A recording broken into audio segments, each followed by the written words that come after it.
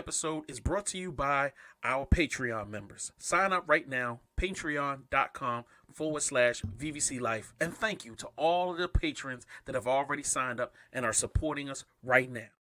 Real reviews, live and unapologetic. New episodes every Thursday at 8 at vvclife.com.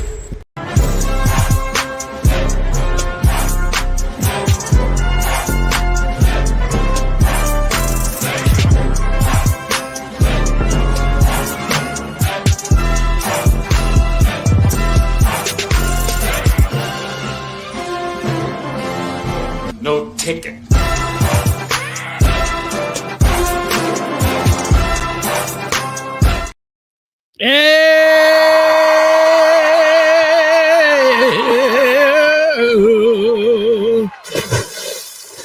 We are back in the building. I am your boy JS1, the supplier. It is Real Reviews, and it is showtime.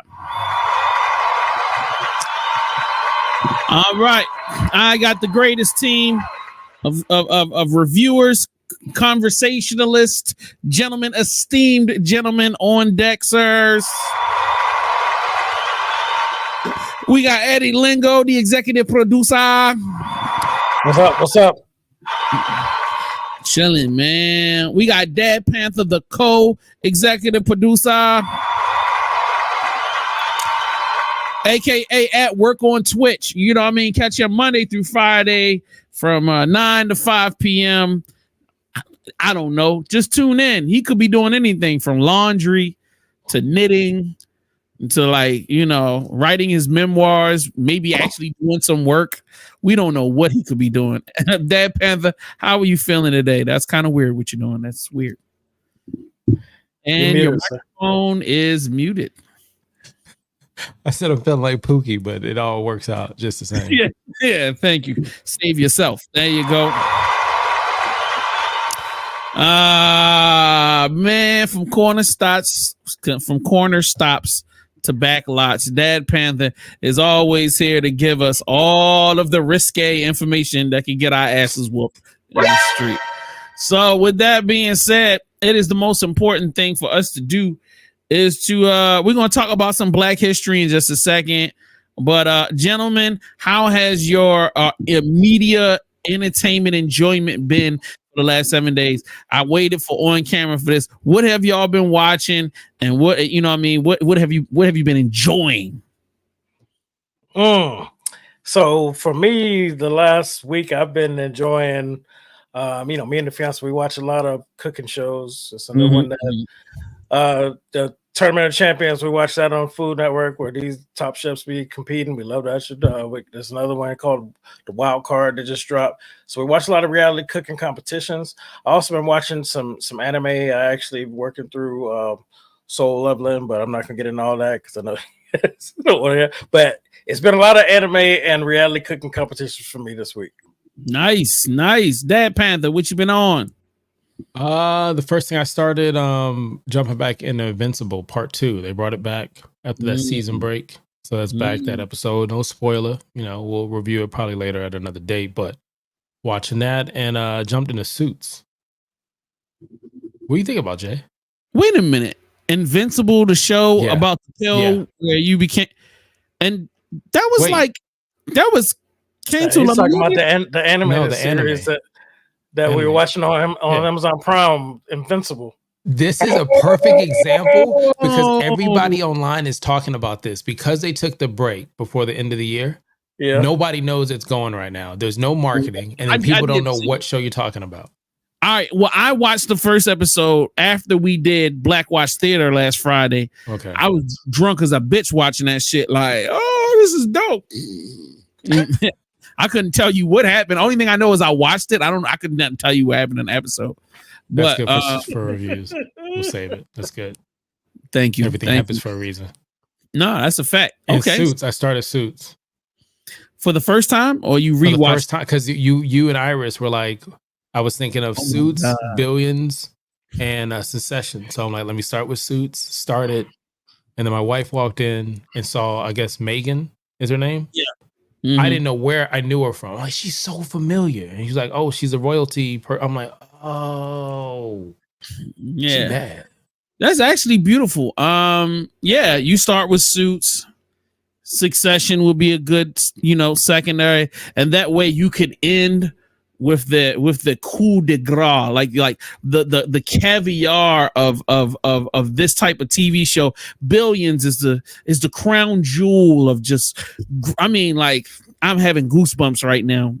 Phenomenal television show. All of them are great.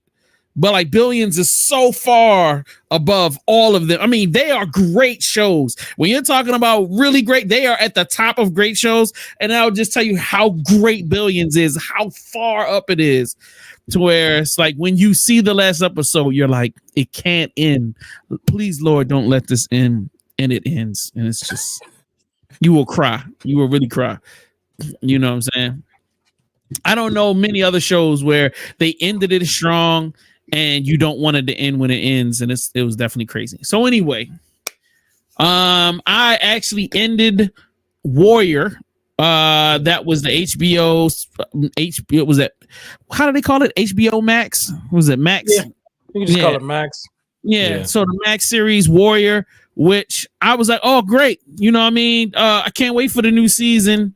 Looked it up to find out when the new season was happening. Show got canceled. No season 4. Don't understand why. They actually ended season 3 on a dope note. I was like, wow, this is a great season finale. I can't wait to see. And then no next season. We have to have a backlot discussion on how and why Asian shows been seasons of shit. Like American, let me say it specifically, American Asian shows. Right. Like Netflix had what was it? Son. The Brother's Son. But before that, even when Netflix first started doing original television, they had Marco Polo. Oh yeah. They did like 3 or 4 seasons. Phenomenal show. I'm talking phenomenal show. Canceled. This show, great. 3 straight seasons, great.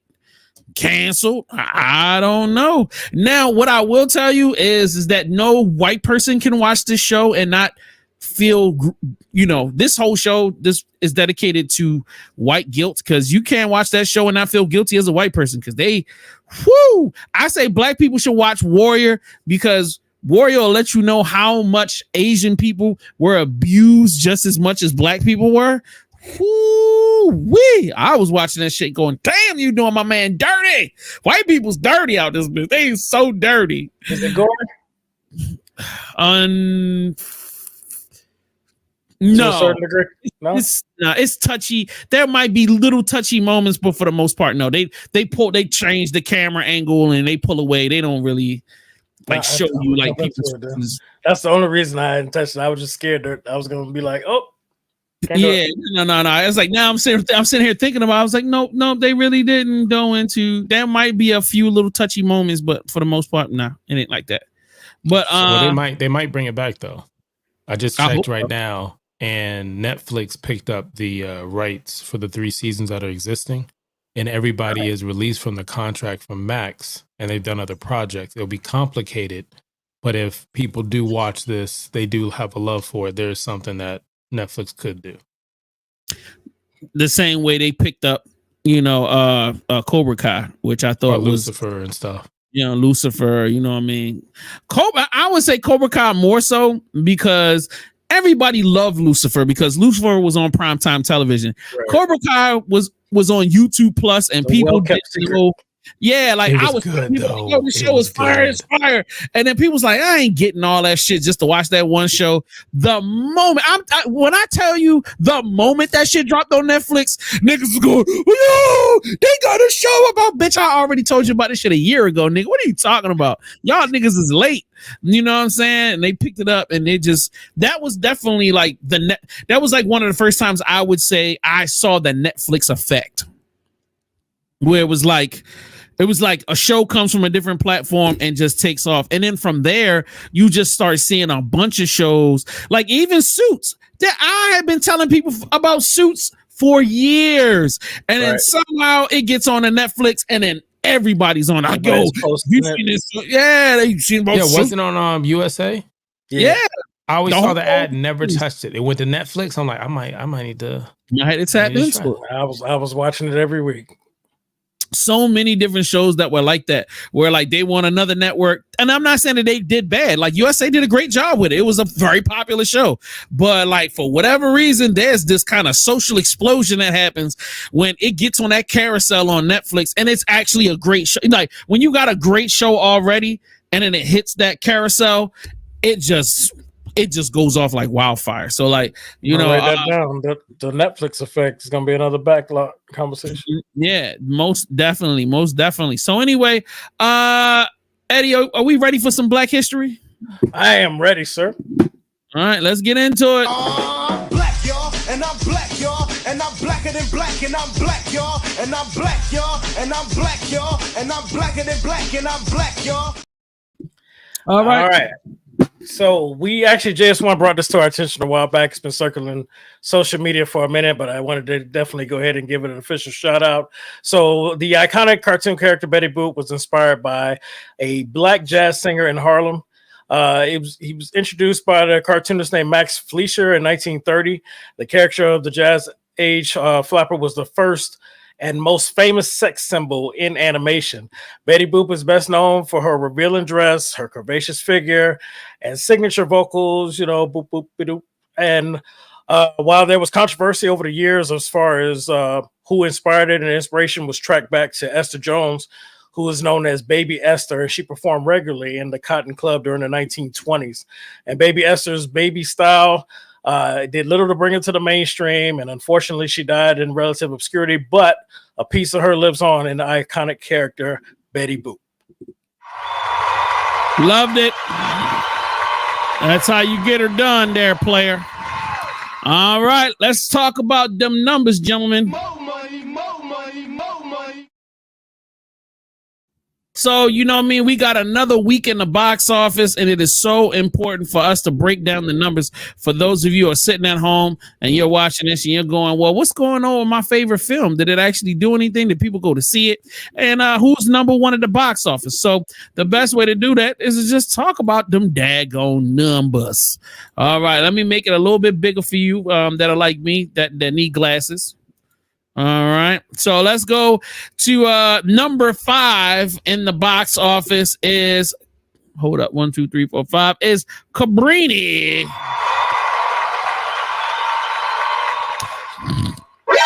I still don't know what the hell this movie is or what it's about or where it came from.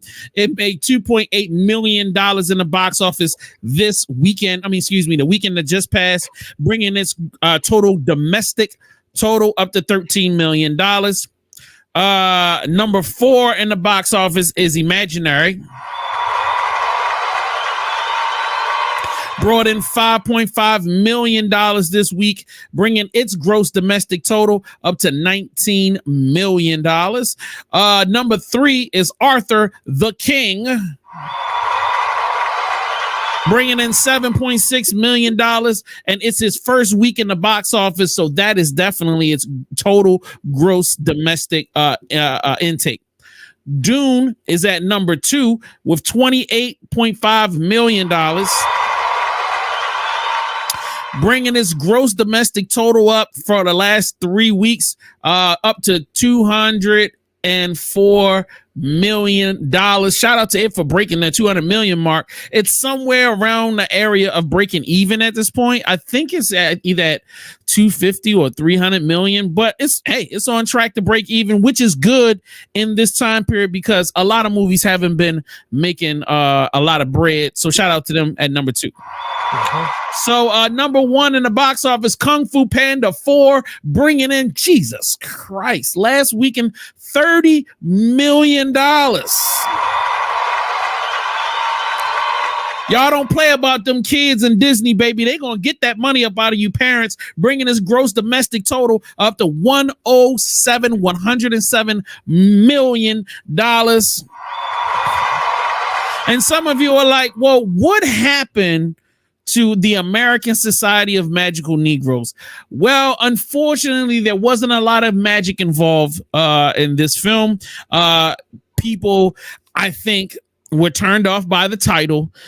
Both white and black people very turned off. And I don't even want to say that it was bad marketing. They probably didn't really have a marketing budget. I think they might have counted on the YouTube video to kind of carry it over. I felt like the PR rollout didn't happen until maybe days after, you know what I mean? Because I kind of feel like the film went into the theaters on a Thursday. I didn't see not one interview from one of the lead actors until Monday of the next week. So I think that was a major faux pas on the part of the studio. I feel like they should have put their lead actors on a plane 2 weeks before the film came out. I think that was one of the major things that saved Bob Marley from crashing and burning, is that they sent their people out early to, kind of attack a lot of those issues that people were going to have early. Nobody did that for American Society of Magical Negroes. So people really didn't know what to expect. And I guess a lot of people might have boycotted the film, just outright before anything happened. But that's this week's numbers. Sir, Eddie, did you want to say something? No, I was just throwing my hands up. It's unfortunate that people didn't go out there and see for themselves what it's about. I'm guilty of doing that with something to get a preconceived notion and be like, I'm not messing with it. But I wish people would just go out there and find out if it's really, whatever it is you think you're angry about, if that's really the case. Go really investigate and form your own opinion, Exactly. Especially if it's a black written, black acted, film coming out of a major studio. This was a major studio funded film with a black writer, obviously a very large black cast. So to just turn your complete nose up at it and go, I feel like I'm just disappointed in black people. I really thought that the black community were going to at least understand that it's a joke, or at least be like, all right, this sounds crazy. Let's see what it's about. You know what I mean? We need to learn how to lead with our dollars. And the more that we turn our nose up, expecting everything to fall within a certain, the title's got to have a certain thing. It's like, bro, all right, let's just go to previous. I'm going to go off on this shit in a little bit, but let's just save it. All right. Dad Panther, did you want to say anything before we moved on? Save it for the fight. Save it for the fight. Goddamn right, brother. Oh, they're doing the previously thing. Do it again. Previously. All right, let's find out what Eddie thought was funny enough to make a clip out of this week. That's all this is. Imagery from the red carpet of gorgeous. I don't know who this young lady is, but I would risk it all for one night. You understand me? Definitely. And it's not even a whole night, because let's stop lying like I would last that long. For a good 15 minutes, she would get the best 8 to 12. What if she was willing to wait on your round two? Then then she's gonna get a whole bunch of little 15 minutes. It might even stretch out. It might even stretch out to like maybe 20. Man, if you can wait past the first 2 rounds, it's marathon after that. I can go for it. We can make some stuff happen, because that way I done stretched out properly. I done got them first 2 out the way. So I'm not excited no more. So now I'm ready to just, it's just work after that. It's all about what you need at that point. You know what I'm saying? Oh, you ain't got yours yet? Let's do this. Yeah. You know what I mean? All right. You're about to play the piano. As we proceed, give you what you need. All right.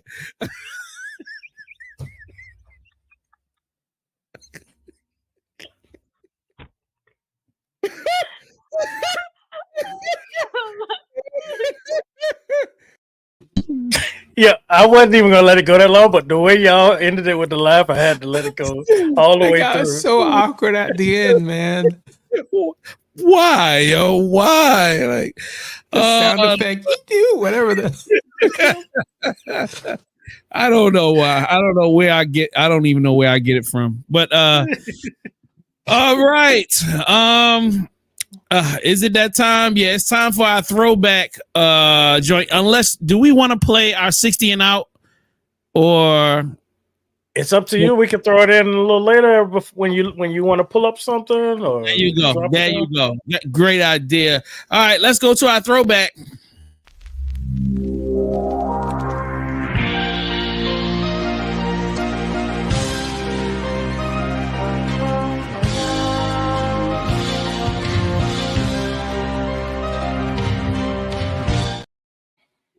All right, this week we are taking it back, all the way back to Long Green Mile.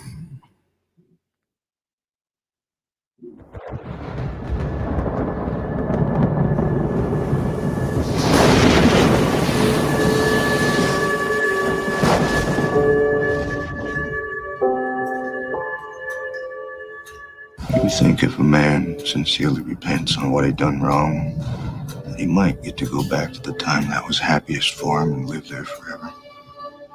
That'd be what heaven's like. I just about believe that very thing.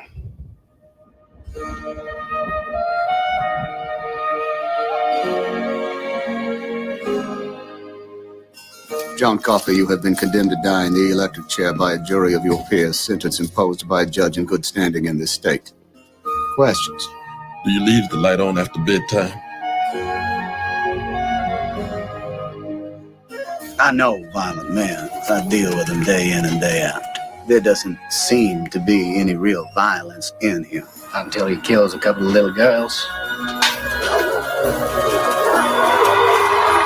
John Coffey. All right. These wonderful gentlemen here on this illustrious panel have elected for us to partake in and rehash the classic piece of cinema we refer to as The Green Mile from 1999.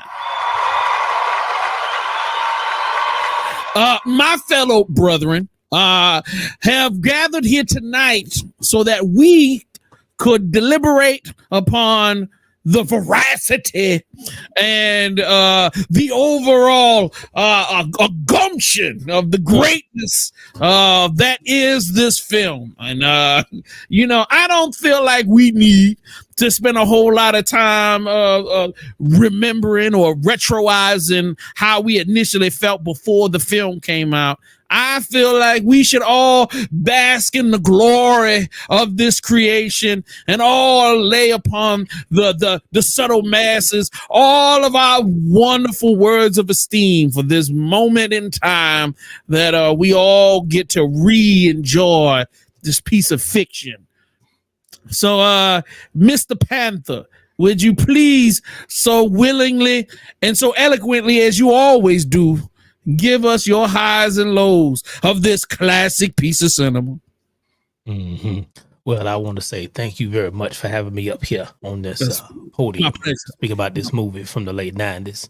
Yes, sir. Referring to the 1930s. Yes, sir. I'm not going to do that shit this whole time. Okay, I was like, I can see Lingo looking, and I'm like, we're not going to do this. We're not going to go down south the whole Southern Belle. This movie is a movie in which 3 hours of, some would say a masterpiece or nearly a masterpiece, where you don't feel those 3 hours because the developmental characters that you're getting, it doesn't feel like you're looking at your watches. Everything is nice, and it has a flow into it, and you have a connection from the very beginning of this character JC. You get that from everyone, even if you didn't like them. And because it's set in the 1930s, your guard, especially being someone of color, a minority or like that, or your guard is let down about diversity and language and certain things because you're just in this. You're not looking at it. Tom Hanks and the cast is phenomenal, Duncan and everything. You're just on what this movie means. And as a kid or younger watching this movie, I didn't get it. It wasn't until I watched it later on in my life, and I've probably seen it over 4 or 5 times, that you see the realness of what this movie is. So like you said before, not going to go in expectations, but the high of this movie, I would say, is the sentimental value of it. Watching someone who is innocent and watching their unwavering love to be a beacon of light, literally, for humanity. and watching what this individual does, and just the low would be just moments that had to happen, unfortunately, for you to feel it. I'm referring to the part of the movie where, spoiler alert, something has to do with electricity happens towards the end, and you're watching these officers who are torn because they know the real person. And at this point, as you as the viewer, you know the real person. You also know the truth of the incident, and it's that emotional tie that goes in. And then it's just it just spirals into something else. So, like I said, it's a classic.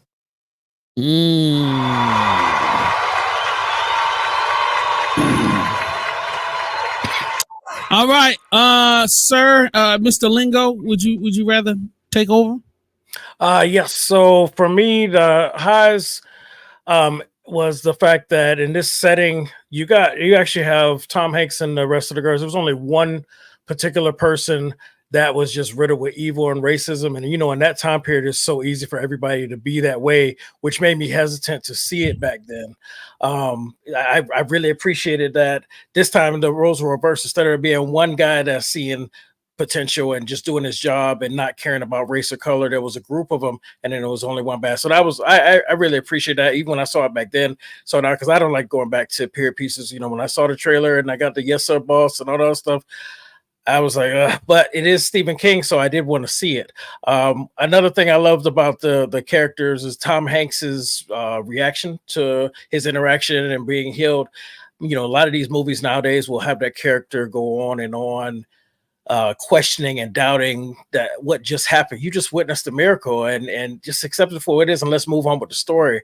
And so I appreciated the writing then, that it was like, boom, I see what happened, and I'm seeing more, and I know what we have here. And I just thought it was well done. He didn't go crazy. He didn't go run around trying to tell everybody, and they look at him like he was crazy. He believed it immediately. He was relieved. I was relieved because he was selling that pain. He had me grabbing my. So I was anyway. Another high for me was that the horrible men in this film, that they got what they deserved. That was another thing I was worried about, because realistically, we know in that time setting, there's no way that John Coffey, played by Michael Clark Duncan, was going to get any justice. But the people that wronged him, the two evil guys in the movie, definitely got what they deserved. So I was still very pleased. And I also like the fact that they didn't try to make it something that we know wasn't gonna really happen. They didn't try to get him proven innocent, because there's no way anybody was gonna let you even start down that path. They would end up putting you right there next to him, and so we got an interesting story. It wasn't a happy ending for everyone, but it was still well done, and that was what highs for me. The lows for me, though, one of the things that bothered me the most was that I needed a little bit more chaos or fight from the warden when they brought John Coffey to his house, to his wife, because even though it wasn't done that way, and you guys probably think I'm immature, but even when I watched it back then, it almost seemed a little sexual, at first. The way she was sitting in the bed, and the nightgown was all up, and he's peeking through the door. And I didn't think that scene was believable enough where the warden was putting up enough fight. I think the warden should have been fighting all the way until the moment where she was healed, and that would have made that scene more believable for me. But I understood what needed to happen, and maybe the director didn't want to make people more uncomfortable than they already were, because the big black man was about to put his hands on a white woman. I don't know. So but that was another low for me, was that Tom Hanks character.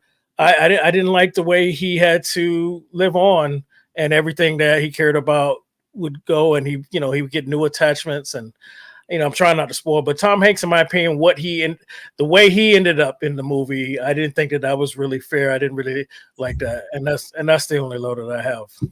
And I'm done. All right. Jesus Louises,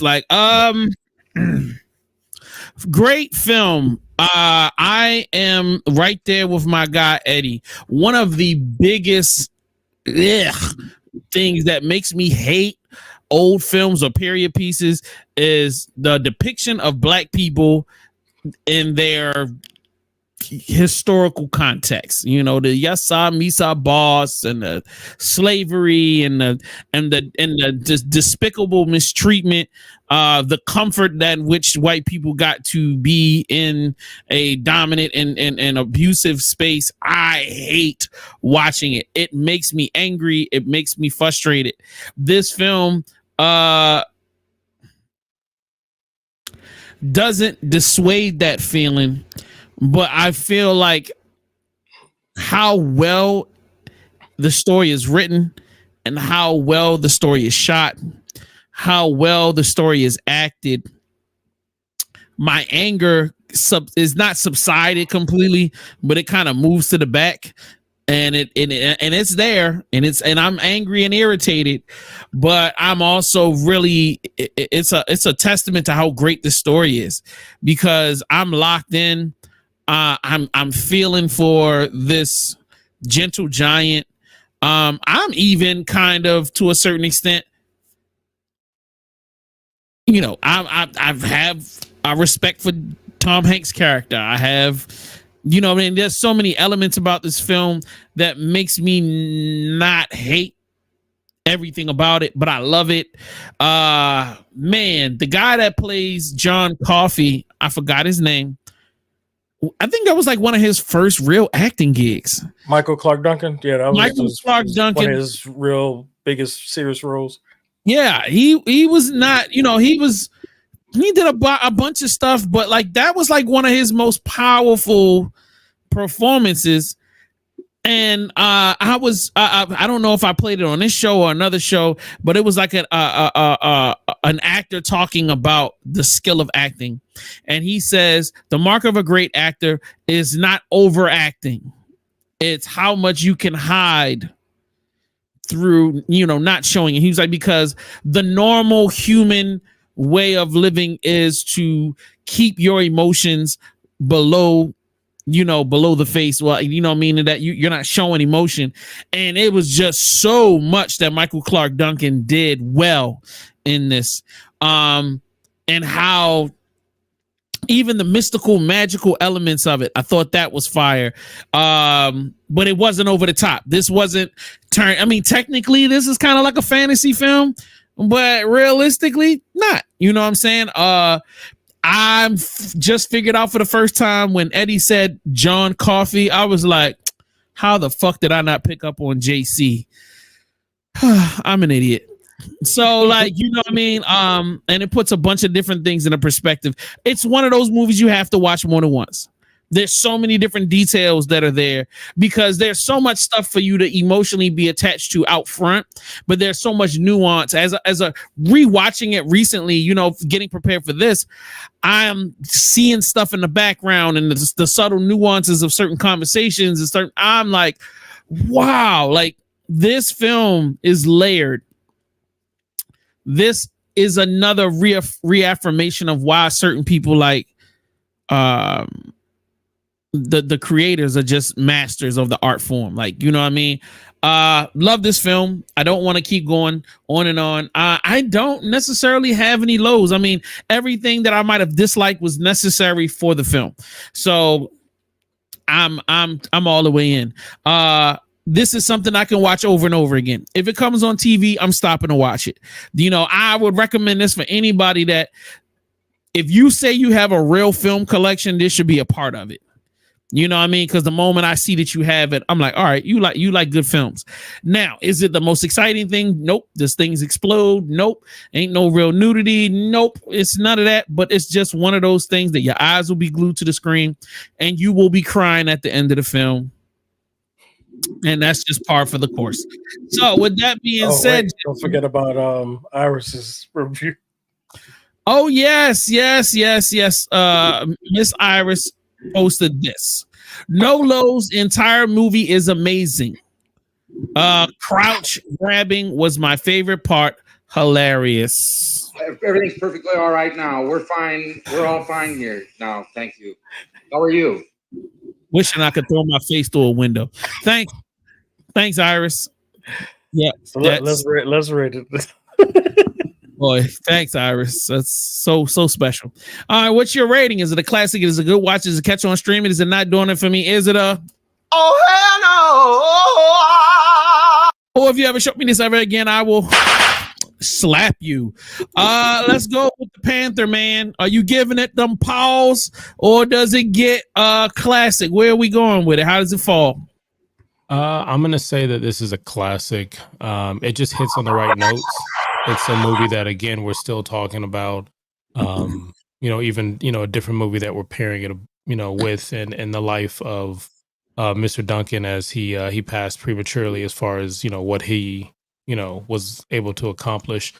Something that's interesting about the movie, not just the JC reference, which goes into other books with Stephen King as a character that's powerful, but Michael almost didn't play this part. He got this part because Bruce Willis Wow. mentioned him after what he worked on with Armageddon.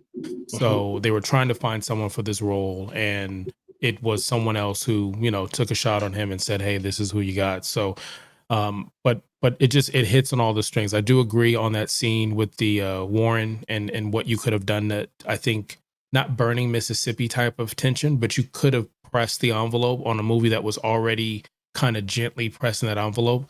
But it just hits on so many strings. It's similar to like Forrest Gump, where the recipe is just right. The part where he's outside with the two girls, and a part of you wants to say, just tell them the truth, just tell them what happened, but without words, you're just as entangled as he is. He can't say it, and then you don't understand what he's saying when he said he tried to fix it. Like you're torn in the middle of the mob, who's like, what do you mean you tried to fix it but it was too late? But later in that story, for that 3-hour development, you're like, he tried to do what he's done with the mouse, he tried to do what he did with this, and he couldn't fix it.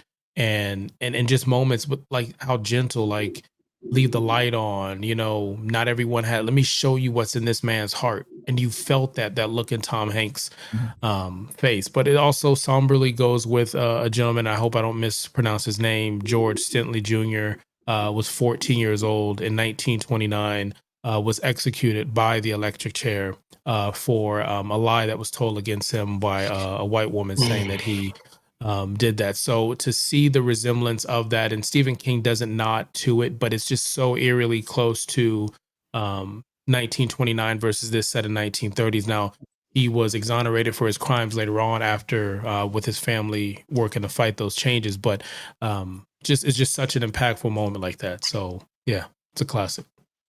Mr. Lingo, sir.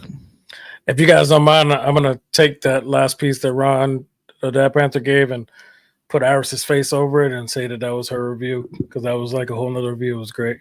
But my rating is Iris wants you guys to know her rating is a classic for this film. But mine also is a classic. I feel like this is one of those. What's up? No, go ahead, sir. Go. I feel like this is one of those films that no matter who I come across, this is gonna, like the Dad Panther said, it's gonna always spark a conversation. I'm gonna always push somebody who hasn't seen it to see it, and it's well done where I can sit through it. And I didn't feel like it was 3 hours. When he said it, I was like, was it 3 hours? So yo, it goes by for real. So shout out to that. And I'm also gonna say it's a classic. Come on, bro. We come on. This is, I hate to say it, this is Hollywood by the numbers, but this is Hollywood by the numbers at its best. This is it, baby. This is it. This is the reason why they have Hollywood by the numbers. I mean, but when you have the right mixture of the right things, and I mean, at the core of it, having a great story, and not going over the top, not doing too much, just doing the perfect amount of everything, and leaving the heavy lifting to the actors to really just sell it. And then the cinematography, how soft everything is, and how they have a great way of balancing the dark and the dreary with this kind of soft inspirational vibe, and it could easily switch between one and the other the whole time, to kind of counterbalance the moods of the different characters that are coming in the room. Just a great job, man. Great job. All right, yo, and go in the comment section right now and tell us how you feel about the film. You know what I mean? Was it good? Was it bad? Indifferent? I don't know. You could disagree with us. We're a bunch of fucking chicken shit sons of bitches that may not know a goddamn thing. So go in the comments and tell us how you feel. See how Dad Panther feels? See? He don't feel like he's a chicken shit. So just let him know how you feel. All right, let's time to go to breaking news.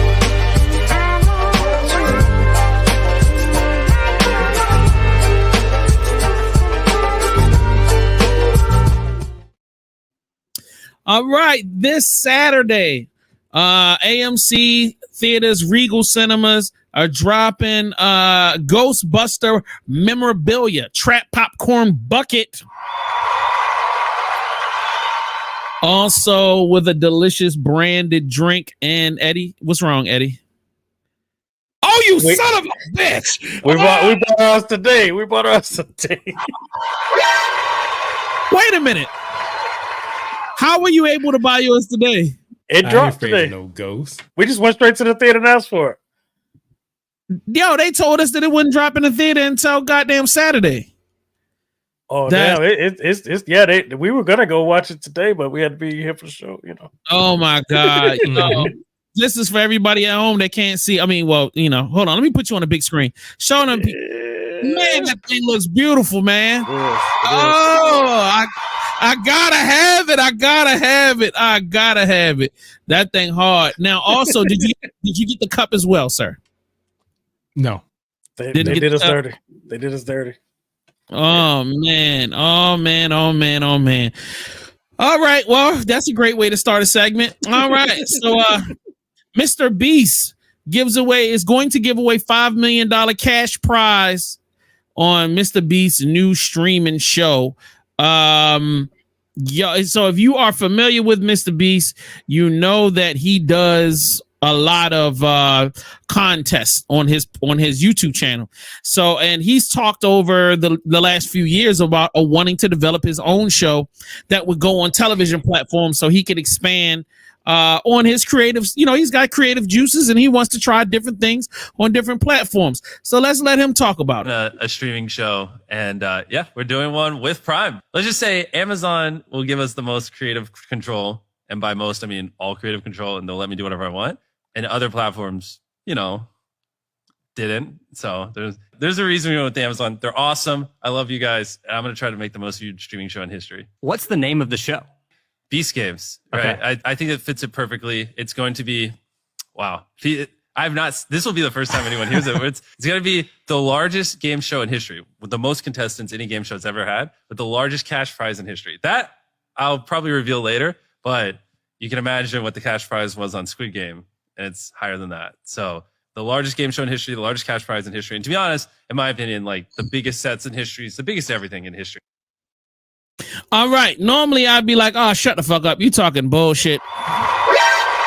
But that crazy motherfucker, that crazy 25-year-old spends a fuck ton of money on some YouTube videos. So when he's saying literally the biggest sets ever, I'm scared that he might actually build a city somewhere and have you running through it. I mean, he is definitely somebody that is very serious.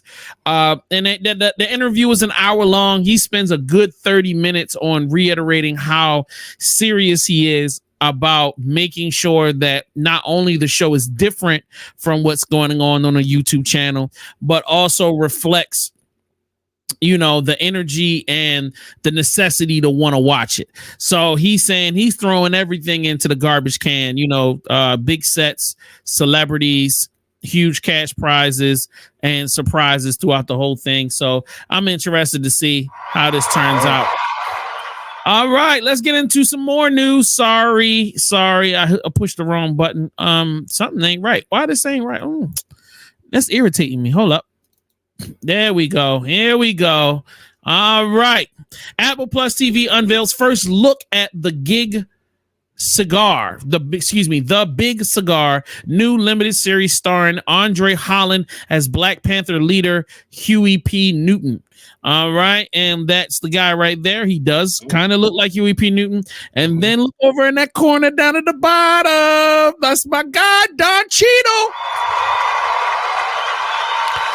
If the Cheadle is in the building, I am all eyes and ears for this. So, let's get this thing cracking. You know what I mean?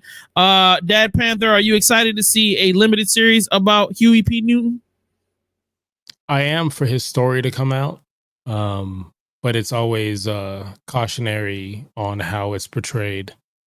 Because if you really go down to that story, it's similar to what we talked about with One Love.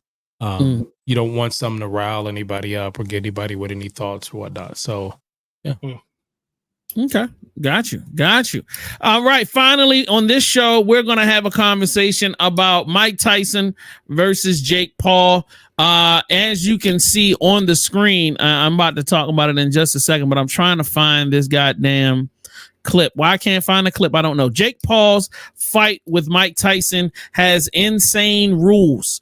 So, all right. So for those that don't know, Mike Tyson will be fighting Jake Paul on a Netflix.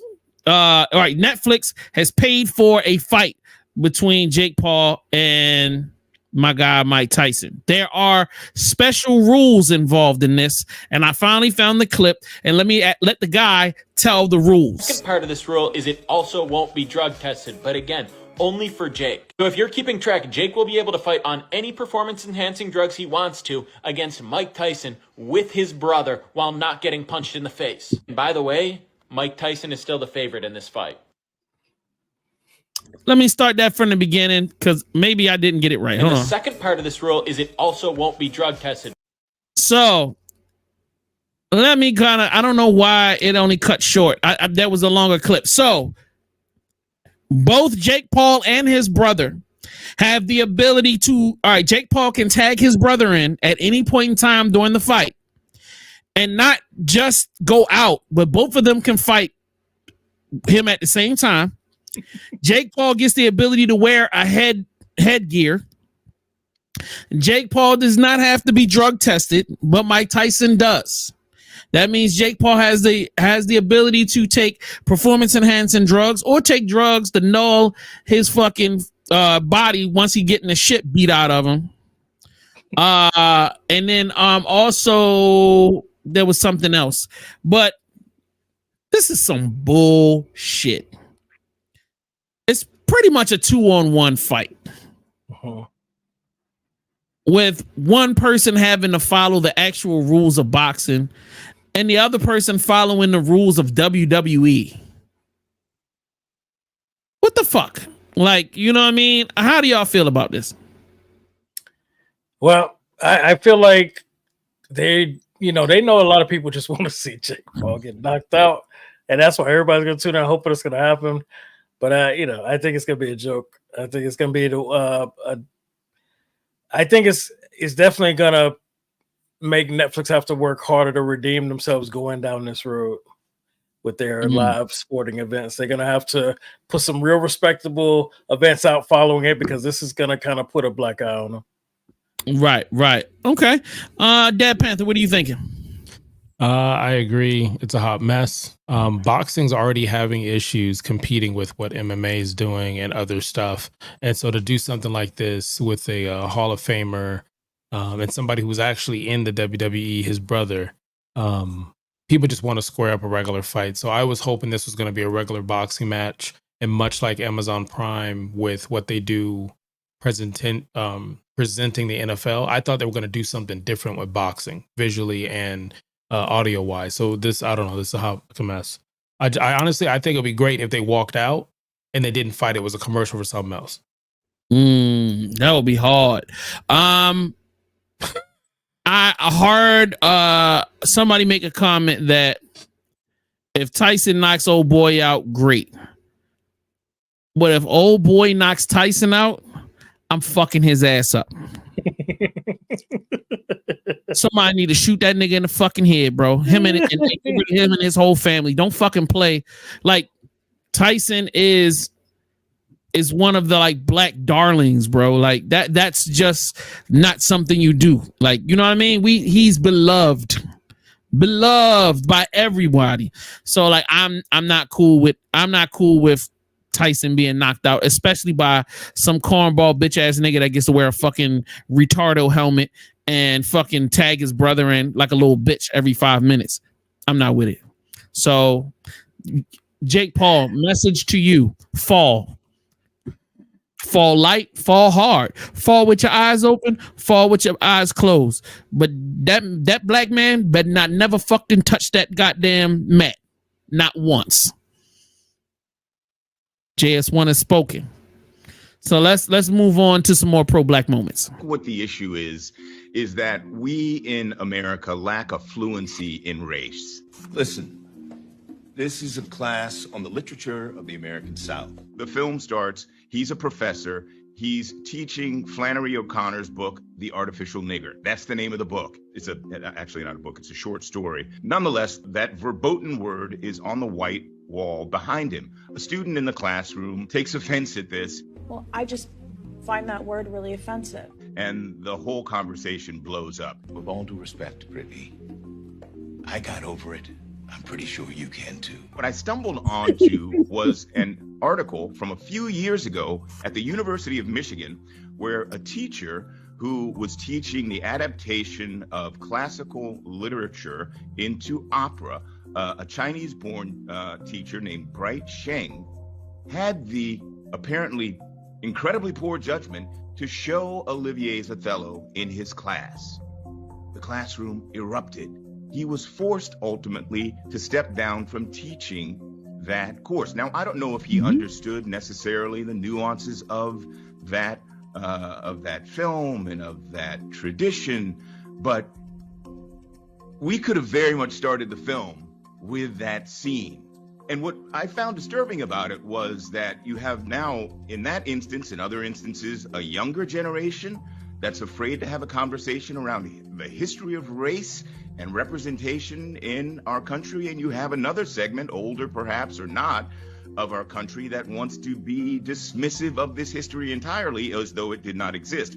For me, what we need to do is to take in this history so as to understand it, and therefore perhaps understand better who we are and have better discourse and more constructive discourse around these issues.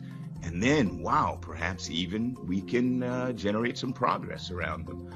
Our film at times is kind of documentary. It's not so fictional at all. Gentlemen. Yeah. I mean, I thought when I watched it, it was just all reality. It was so accurate.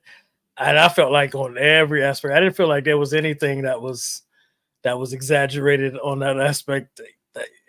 So I agree wholeheartedly. And if we could get people to actually take, a real look at what history was, then maybe we could get somewhere. But yeah, he's right. You got the old people that want to act like, oh no, it didn't happen. You got the new generation that's like, it's too sensitive, and nothing's being done. We just keep repeating ourselves history wise. No, I agree. Dad Panther. I agree. I didn't see the movie, but I like the actor. So you're racist too, huh? No, that's why I made sure to follow up. I like the actor because I knew you were going to go there. I knew it. I was like, let me say it already. So if this is baseball, safe. Doesn't make you safe at all. Just because you like one black person. No, anyway. No. I'm fucking with my gums because they're black. Oh my God, that's very true. All right, let's go to some Martin Scorsese talk. Make your own industry. Recreate movies. Don't pay attention to the industry. Do your own thing. I mean, put it this way. You want the work to be seen, but it doesn't have to be at the Odeon. No more. That's all different. That's another ancient world. That type of film, or not even that type of film. The communal experience is always important. You can make a film on a camera the size of that doorknob and still show it to 1,600 people in an audience. It's still a great communal experience. It's all new. You just break it open. Break open the form. You younger ones, you make a new art. Take what's available. Push it. Because it's going to go there. You could do anything. Gentlemen, you guys are filmmakers, writers, adult entertainers like Dad Panther. Go ahead, man. How do you feel about what was just said? I think it's gives inspiration for me to rise to each and every occasion, to always know that there's an in and there's an out. Sometimes you have to go back in and then go back out. But at the end of the day, you're trying to find pleasure in what you're passionate about, and you want as many people to share into that, whether in front of the camera or behind the camera. You just sometimes with emotion, you get so much into it where you and the people that are enjoying what you do explode, and you're trying to find that one money shot that makes it all worth it. Right. It's all about big thrusts. All right, Eddie. I love what he was saying here. You just want to make the content and get it seen. A lot of us are trying to get to the big stage so we can get that big money. But honestly, if you're really a passionate creator like myself, I actually want to just create something that I'd be super proud of and put it out there and just hope that it takes it to the next level, which is what I'm going to be doing this year. I'm going to make sure I get some of these projects out of my head. I'm not waiting around for that big contract or that big fund, and I'm going to execute it and make sure people see it. Agreed. I feel the same exact way. I wish I had something more profound to say, but Dad Panther so eloquently laid it out for us all. So thank you, sir. Try to do is I write longhand on a legal pad. I'll go goes to here, sees his mother, goes to the store, goes. So I'll have like 10 things, beats where he's going, gets on a horse, goes swimming, boom, boom, boom, and I do that, and I know in my heart 80% of it will be no good, but you're getting through the screenplay. You're getting it done because the rewrite is always more fun and much more enjoyable. I don't believe people should look for perfection or even 50% perfection in the first draft. It's always going to be kind of this, like a child scribbling, but you did it. And the main thing for me is to, once you have that accomplishment, let's say you could do it in 2 weeks, 3 weeks. Again, maybe 10% will be good, but you've now have this sense of accomplishment. You did it, and the rewriting process starts, and that's when the fun begins. All right. So, as a writer, Eddie, I really got this really for you because I wanted to get your point of view on this. I thought that what he was saying was like refreshing to me as somebody that is trying to finish a script, and I don't know. I guess I assumed that I needed to have it right the first time. You know what I mean? So like my whole process has been, all right, I need to know how to get from part A to point B and then point B to point C. And if I don't, I need to wait until I figure it out. But what he's saying is just like, yo, just write out and then fill in. And I mean, if that's what, I'm not exactly sure if that, I feel like that's what he's saying, but I'm open to being wrong. I mean, obviously I'm not an expert, but how do you feel? No, I feel like what he's saying is spot on. Because you're waiting for it to feel perfect, you'll end up taking forever. So you should basically just put it out. Know where you want it to end. Though I would suggest that you need to know where you want it to end, and just start putting things through, and then also start thinking of key moments that you want to happen, that pivotal moments, big moments, and figure out how to lay story. And then you end up with an outline, and you end up with a completed project. Now you just got to go back and work it. And then I would say after that, now you got to look at pacing. One book that I read said that every 7 to 15 pages, you need to have a lot of you need to have something going to keep pulling people in to the story. So you can get your outline that way, but sometimes you got to make sure you're also when you're going back in the rewrites that you're doing that page count and thinking of that pace and thinking how you keep people drawn in. Or if you get tunnel vision, which a lot of writers do, you're giving us all these moments leading up to the big ending, but you probably lost the crowd by then or lost the producer that was reading the script by then. But I do think that's some sound advice for people. Just get it out. You're going to trash most of it anyway. So my question is, all right, so do you recommend writing the script alone, or would you recommend having writing partners, or how do you feel about that?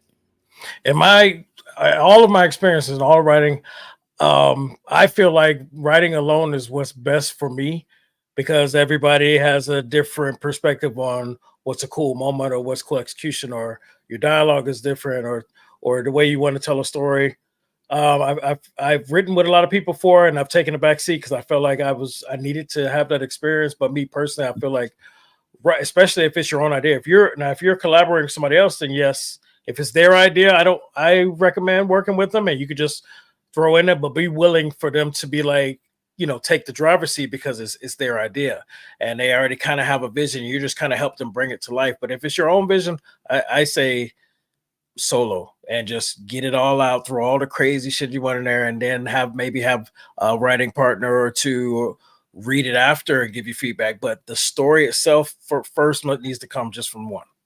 Word. Okay. Thank you, sir. Dad Panther, did you have Any opinions or anything you wanted to add or subtract? The only thing I would add is, from what I took from it, is you just gotta put stuff out. I mean, we just looked at Mr. Beast, and you see what content creators and streamers are doing. You got Remy, you can check her out, and she's streaming. You just gotta put stuff out there. Find a rhythm or a flow, and don't overthink it, or it'll never come out. Word. Okay. Dryer, are you? No, not particularly. And I don't actually storyboard that much. I've done certain. So let me be more specific. I'm sorry, I'm just dropped the clip without giving any explanation. So this is the great. I'm sorry, Dad Panther said the great Christopher Nolan is sitting down with the director from Dune. I can't pronounce his name. That's it. He sits down and they're talking about storyboarding. There's two things I want you guys to pay attention to. Number one, obviously Christopher Nolan kind of scoffing at the storyboarding thing, but how much Mr. lives his entire fucking career by storyboarding, which explains so much about why Dune looks, feels, sounds, and is the way it is. Let's go, gentlemen. Sequences. I mean, it's fascinating to hear that you creatively started with storyboarding before you ever got a camera. Yeah. And the thing is that I feel still today, once the screenplay is done, I will storyboard most of the movie, if not the entire movie, and it's a new way to rewrite and to bring the words closer to the camera. And I then, once the storyboard I finish, I rewrite the screenplay again from the storyboards, because nigga, did you just say that you're gonna rewrite the story based on the storyboard?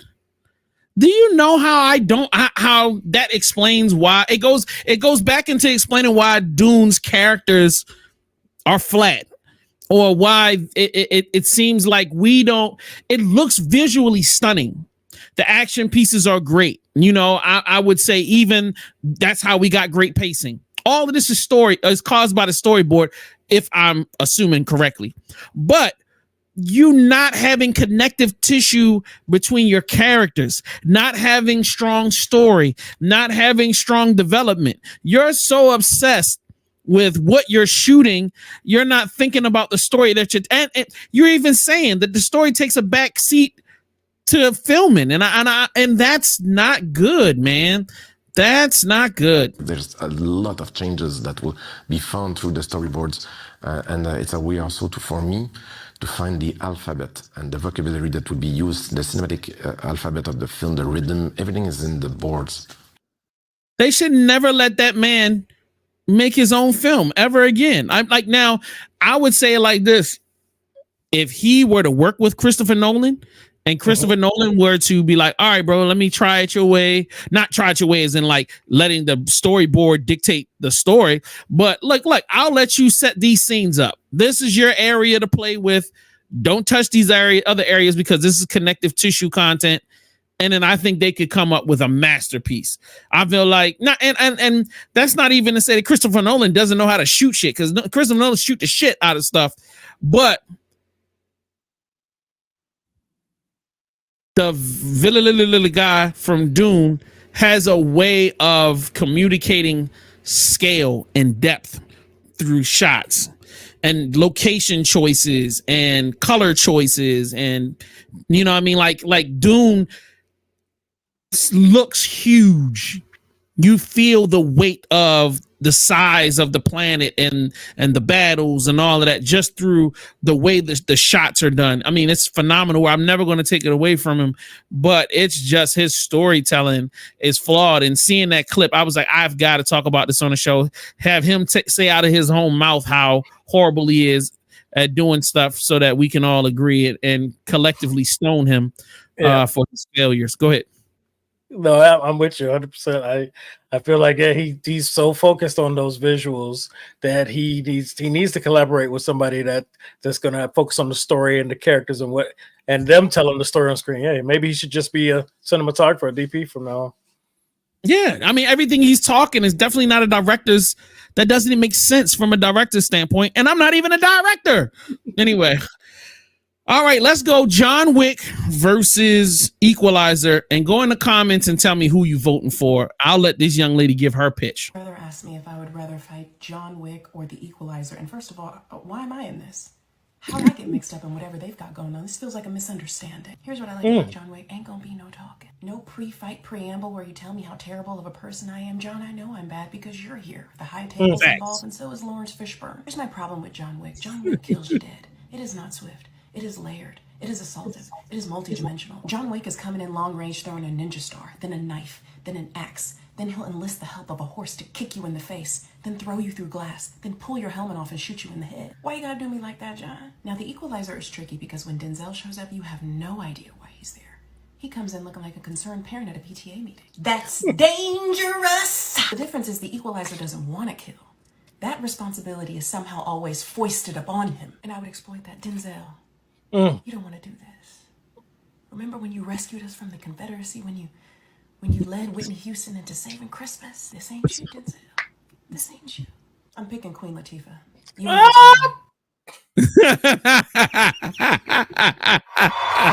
That was the twist I did not expect. I didn't even know that was on. I didn't even. Bravo to her.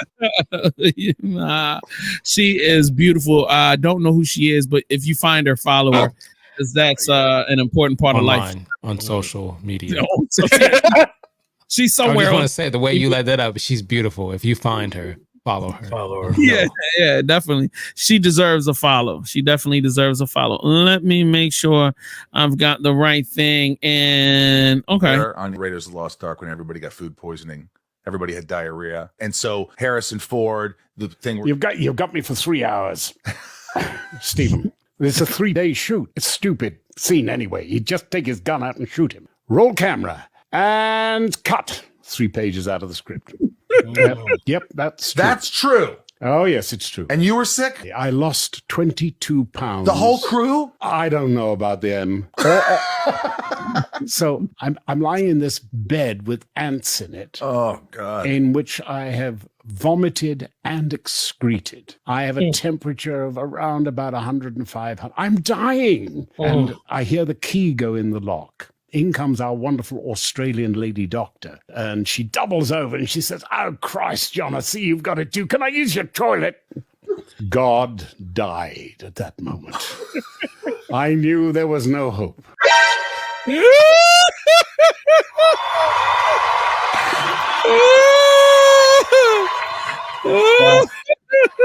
welcome to the film industry, ladies and gentlemen. Man said he knew it was no hope. And absolutely none. Like, think about that. You're waiting for hope and help to come, and it's the doctor and that hope, and then you see her, and you're like, no, there's no hope here. No, welcome to the film industry, gentlemen. And Dad Panther, you're welcome. I found that just for you. All right. Let's move on to another miracle. How long does it take for you to pick up on stuff? Fun fact for you about the movie Heat. The theme of 30 seconds is brought up a number of times, right? Macaulay repeats, don't let yourself get attached to anything you are not willing to walk out on in 30 seconds flat if you feel the heat around the corner. End of the movie, he's walking towards the car. He's about to have his happy life in front of him. He turns and he sees Vincent. It is exactly 30 seconds from when he realizes that Vincent's there to when he makes the decision to leave Edie because the heat is there. Oh, that's so and precise. That is your amazing fact about Heat.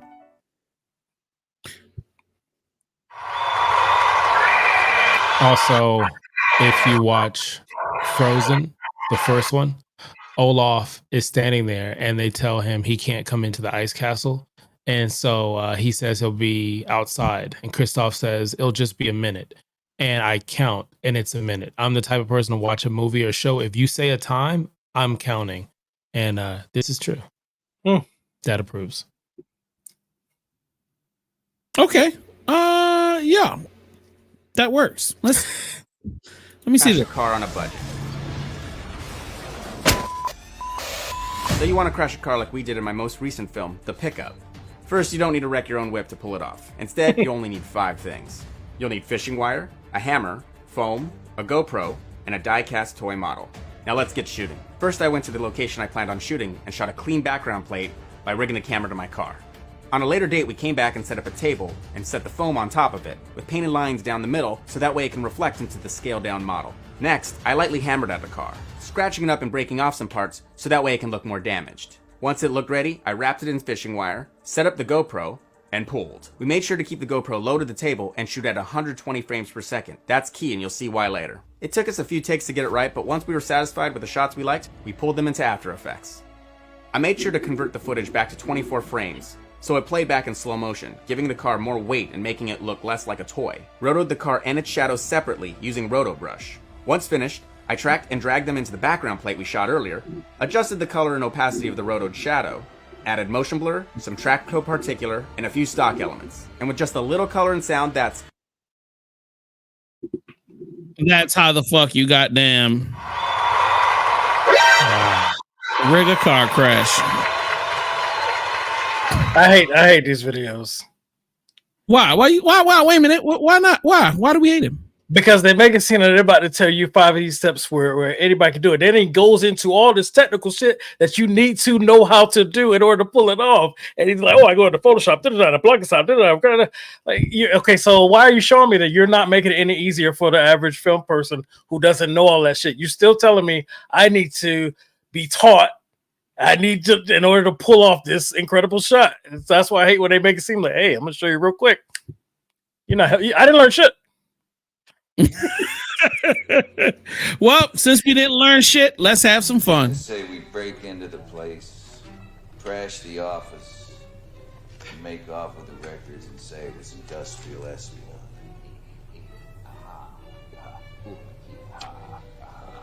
I thought my jokes were bad. All right, it's movie review time.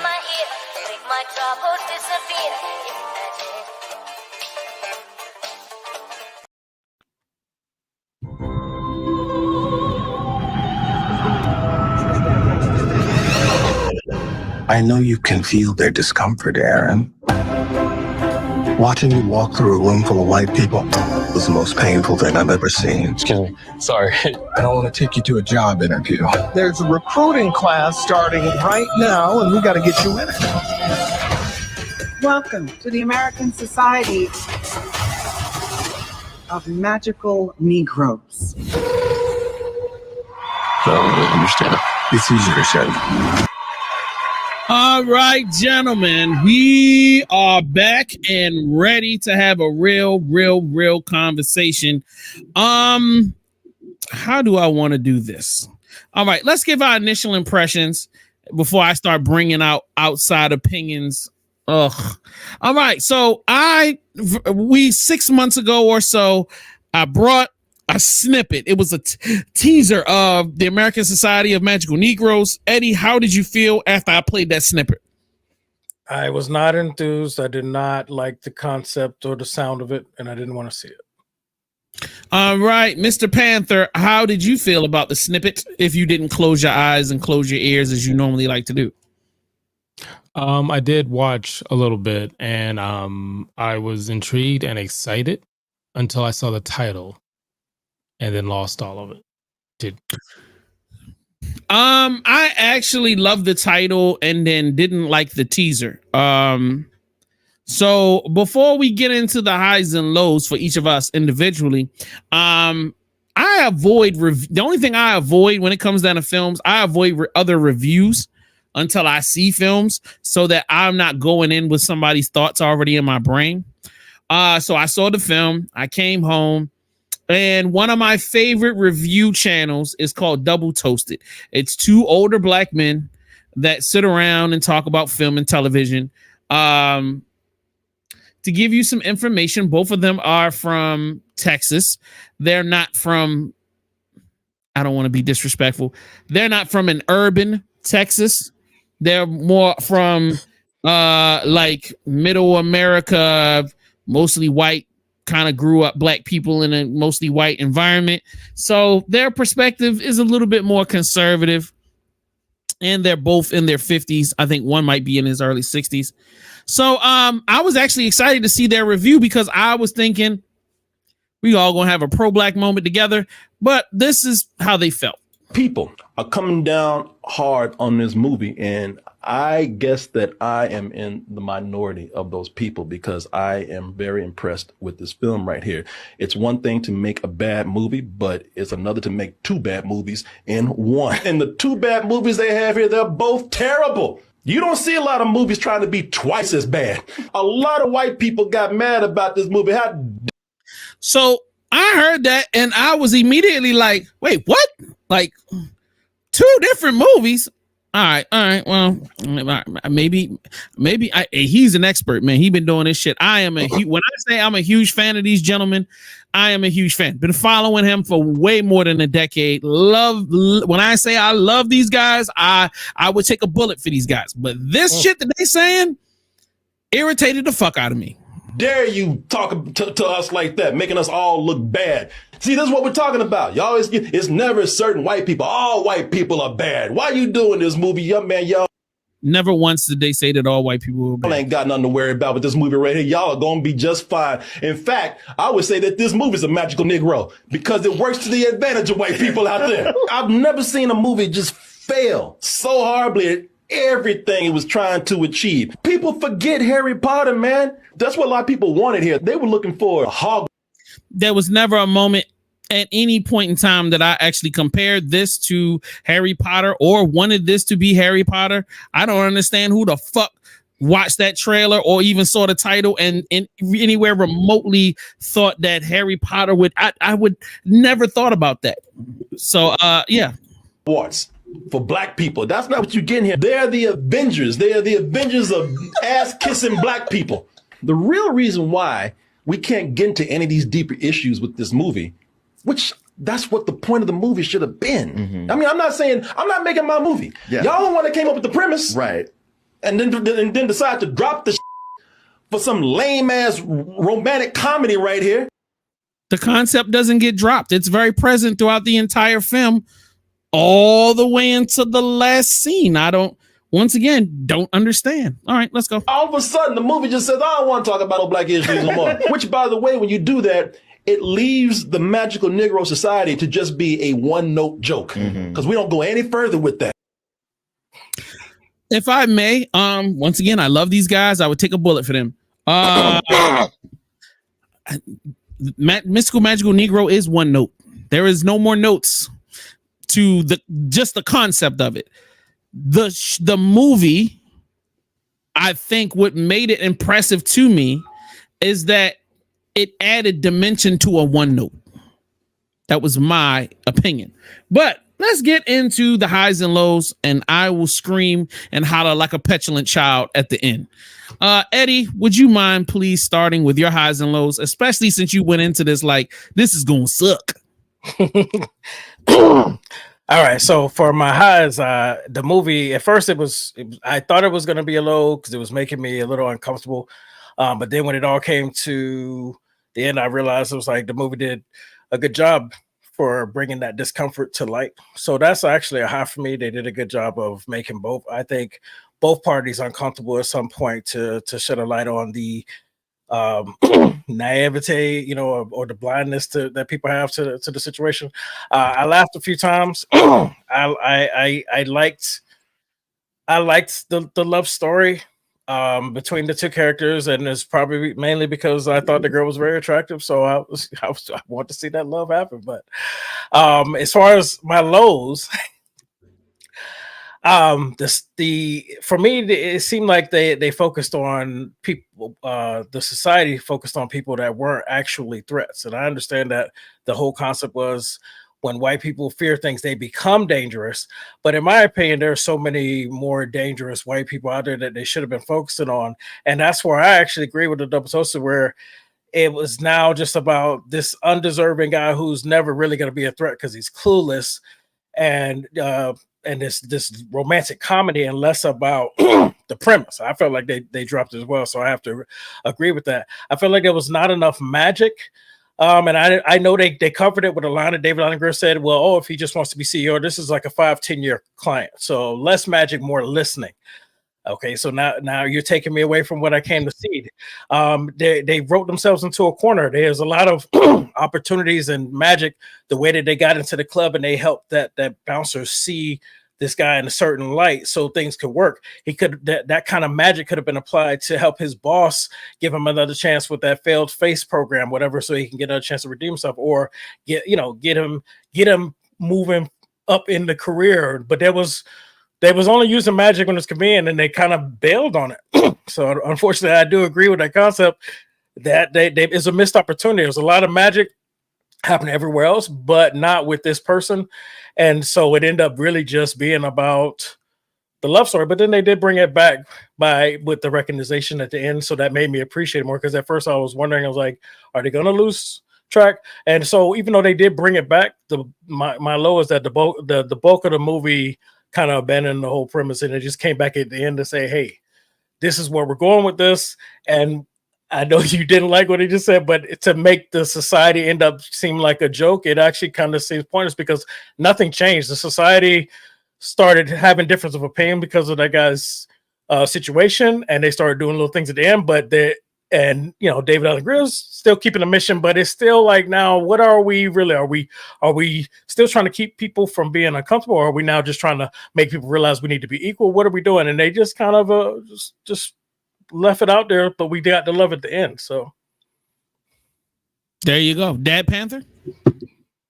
Let's see. I kind of have something prepared here, so I'm gonna try to stay focused. So no, because I just looked at it as like I needed time to marinate with this. No, simmer down. Like the first time you look at the movie, just like we look at the trailer or whatnot, it kind of hits you. And so I'll start off with the highs. The highs, I thought it was shot well. I thought it had a really good look. Like you said, it was Focus that put this out. This was a big company that's known to do other movies, and it didn't seem like it was something that would have been, straight to DVD type of thing. The cast was as diverse as you can get as far as looking like us, and the music. Like I remember watching the scenes that they were doing, like the shots looked really like pleasing. It was like the music. I think there was a score as he's crossing the street. I'm like, man, we're really into something. And you open this book, and I wasn't thinking Harry Potter. I was thinking more the idea of having fantasy and role playing and stuff like that. Because again, I believe this lead just came off of doing Dungeons and Dragons, which they're working on the sequel for that one. So I didn't necessarily put it in that realm. But unfortunately, I think I have to agree with Toasted and their crew, which I do enjoy. I swear to you, I was just watching a few episodes on Spotify before jumping on this. But when he says that it's two bad movies, I will up the ante and say there's a third movie in there that I think redeems kind of what's going on. The way I look at it is you have Lizzie, who, and kind of what you talked about earlier, Jay, where you're like, why can't you go into the movie and support it? That's a layer there. Why can't you support a movie that has the cast you want, that's trying to tell a story, that's not giving you trauma that way? And let's support it and then critique it afterwards and say, hey, look, this is what we can do, versus not wanting to watch it, but you watch 12 Years a Slave and every other things. To have Lizzie, who, if you watch this movie and you come in kind of angry and just with pre-notion, Lizzie, I believe, isn't white. Lizzie is Asian. Lizzie is a minority. You watch what Lizzie goes through. Lizzie goes through not getting a job because she's a woman. That's what I picked up. Lizzie not getting the job because she's a minority. Maybe her boss knows that. We don't know that. There's one or two conversations that happen that make you have the conversation that she could be something more, because she is, when the one who wants to be the love interest, not the main character, but the guy wanting to get the promotion, he says, well, you're one of us. And she was saying that she felt bad. And so it kind of feels like American Fiction, that line that you showed, where it was like, oh, it's an ally, a supporter. But I think what it was also somebody who understands how that feels. And that's why they connected together, because they understood that. So you're watching that, and you're watching somebody who is you'll joke all the time between like black and high yellow or light skinned brother, like that conflict that's been generational for over and over again. So you're watching this person who doesn't necessarily feel comfortable in their skin. And it was just like, I thought that was interesting that they put in. That's why teaser at the end. I think that the reason why you see her being able to do that, and I won't go too far into it, is because she's her own trope that you see in a movie. And some of the other stuff that I thought fell through, like some blows in it, was yes, it got away from the magic that it showed. I think David does a great job, and I forgot what the lady's name, Aisha. She does a great job of being this narrator for what the magic is and talking about historic people back in the day. And I wanted more of that. I wanted a montage of showing what they've done in the past, because they did show two things. They went to Driving Miss Daisy. They hinted at Green Mile, which we talked about earlier, but it's just they kind of went away with it completely. Even dealing with the stuff with the police officer, you could have came back and showed that officer in a situation that might have went viral in today's time and watch him change his mind, but what seed was laid there. Even if it was wasn't him as the aggressor, but him stopping another officer. And you're watching that and you're saying, okay, it's the little things that start that cause and effect. And I think it just fell away from it. As far as the romantic comedy, I don't think there's a problem with that. I just think there might be some bitterness of what looks like a bait switch from the title and from what you saw in that trailer that I believe showed everything. At the end of the day, it's not magical Negroes. It's more like Wizards in Paris. It missed the mark, and it's unfortunate because it had potential to really do something.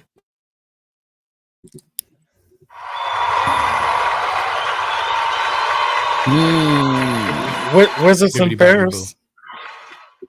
You said Wizards in Paris. He said Wizards in Paris. So maybe if I may, I would like to ask you gentlemen, what do you fit in a few sentences? What do you feel as though the movie was about?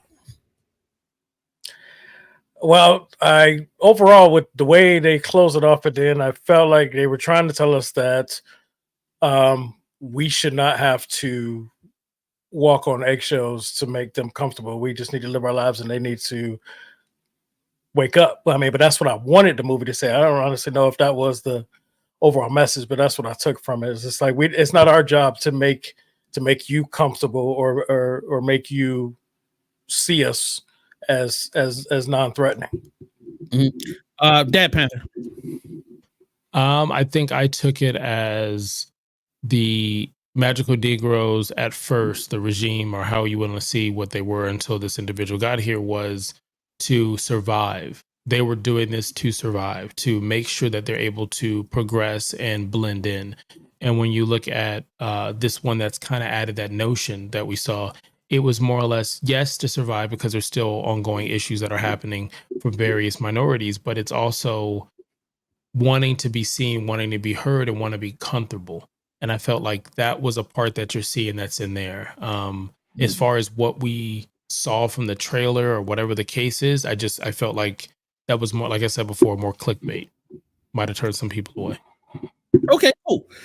So now that I have an understanding of what your perspective, I mean, I kind of got an idea from your reviews, what your perspective of what the film was about. And initially when I went into the theater, that's what those things that you guys just said is what I thought the film was about. And that's the reason why I wasn't confident that the film would be good. When I actually watched the film and I saw the subtle nuances of the conversations of the main character, it became apparent to me, oh shit, this is a movie about the younger generations and even my generation, because I saw a lot. I mirrored a lot of emotions that the main character felt, with feeling uncomfortable and having high anxiety around large groups of white people because of the fact that I'm a large black man. When I walk in most rooms, the first immediate reaction from people that don't know me is I'm going to hurt somebody. I'm going to be violent. I'm a hood dude. Until I start to speak, and then I literally can see people go, I have to be funny. I have to be affable. I have to be personable when I walk into, especially when I'm trying to get something from people, I'm trying to do business, or if I just want to go somewhere and fucking relax. You know what I mean? Most of the time when I walk in the door, the immediate people get tense, like, all right, it's about to be a fight, or I don't know what the fuck this person is going to do.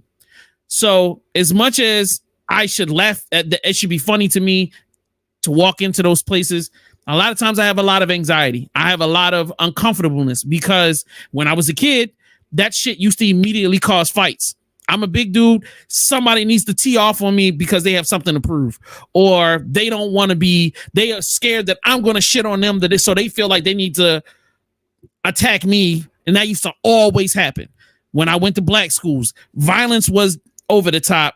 Then if I went to a white school, it was literally always white people don't always come off and just want to fight. White people will do some sly shit, like try to get you in trouble or do some wild shit. They'll say some fucked up shit. So you have to kind of befriend a lot of these white motherfuckers just so you can exist in a comfortable space.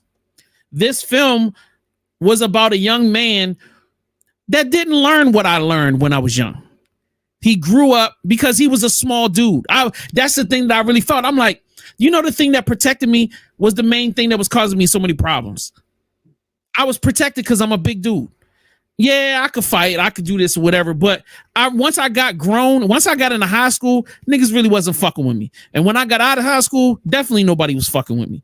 So imagine I'm an adult. I can walk into a space. Yeah, and as long as I don't do nothing over the top, niggas is gonna give me my space. They're gonna, and most of the time, people are gonna show me respect out of the gate because I'm a big dude. But imagine if I was 110 pounds and I was light skinned. So they know you brown, but they don't know how brown you are. How much disrespect happens. How niggas will just push you out the way, bump you, talk down to you, mistreat you. So and I'm not trying to be racist, but I live in a real world. I go to a lot of places and white people got slick shit out to say out their mouth all the time. You know what I'm saying? So what if you not used to backing niggas down and you get talked slick to all the time? You get disrespected. Those microaggressions add up. And I know a lot of young black kids that don't like going out. They definitely don't like being around white people. They don't like being in a lot of spaces because they don't feel equal. They don't feel like they're like that speech that the young kid gave towards the end, bro. I damn near cried, bro. Like I understand that shit, that not feeling worthy, that not, you know what I'm saying? Like there's and I don't want to give the film away, but like the second half of the film opened up what the movie was really about. The fucking American Negro Society thing, that was candy. That was the bombastic thing we needed to bring people in to the theater to watch this. Because if you just presented this second half story by itself, nobody would have gave a fuck about it. And it would have been a nice little note and people would have been like, this is a short. And I think because the main character guy, the actor that plays the main character, he wrote the script. So he wrote a vehicle that could get him to tell a story in a way that would draw attention. What I've observed listening to you gentlemen and listening to the Double Toasted is that you guys chose to focus more on, well, I wanted magic, I wanted this, and I wanted that. And I'm like, all right, that's cool. And I'm not trying to take that away from y'all. And if that's how you feel, I respect it. But for me, I just accepted the film for what I got. And when I started to see really what was going on, it made me love the film. Like when I started understanding that beyond the love story and the magical Negro part, that you really just have this story about a young kid that is trying to find his own confidence. And it may be funny that he's a grown man and he should already have these things. And why you a little bitch nigga and all that? We could say a bunch of shit about him. If I was to present this little nigga in the hood, they would fucking run that nigga ragged, which is another reason why the little nigga feel the way he feel. And let me stop saying little nigga. But at the end of the day, like that shit touched me in a major way. The ending of the film, yes, there were some, the overcoat of the film was sloppy. I will give that. You know what I mean? But I felt like the core of what I saw and, you know, I mean, what I experienced and where it went to, I loved. And I walked out of the theater going, I felt so connected to that character that it rose the film from above. What I would probably say, if that little core element wasn't that fucking good, I probably would agree with y'all and say this movie is some fucking bullshit. There are a few other elements that I enjoyed, like you were saying, the history of the American Negro Society. I thought that was dope. Some of the stuff that they did as far as like showing the magic, I thought was cool. The salacious throwing in some gay moments, didn't think that was necessary, but hey, we in that time period. And the ending I felt was a little abrupt and could have fared better with maybe 10 or 15 minutes more real. Let's give this a real conclusion versus an abrupt stop. But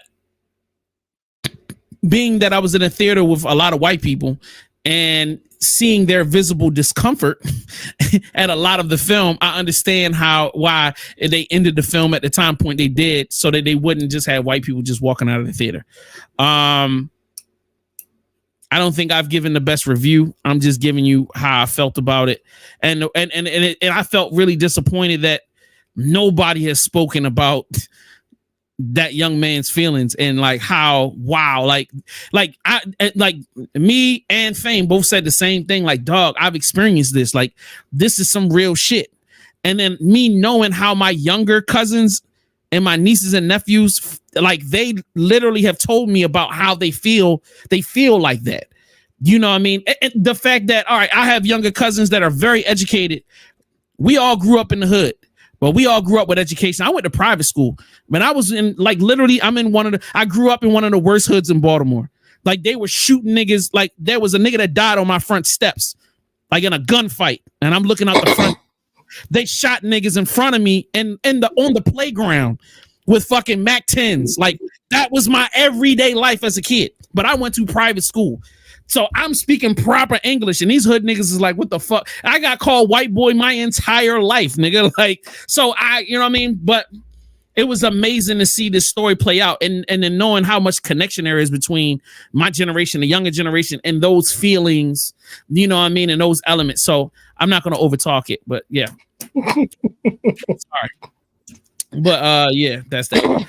Does anything I just said make any sense, or did I just irritate you guys like I just wasted your time?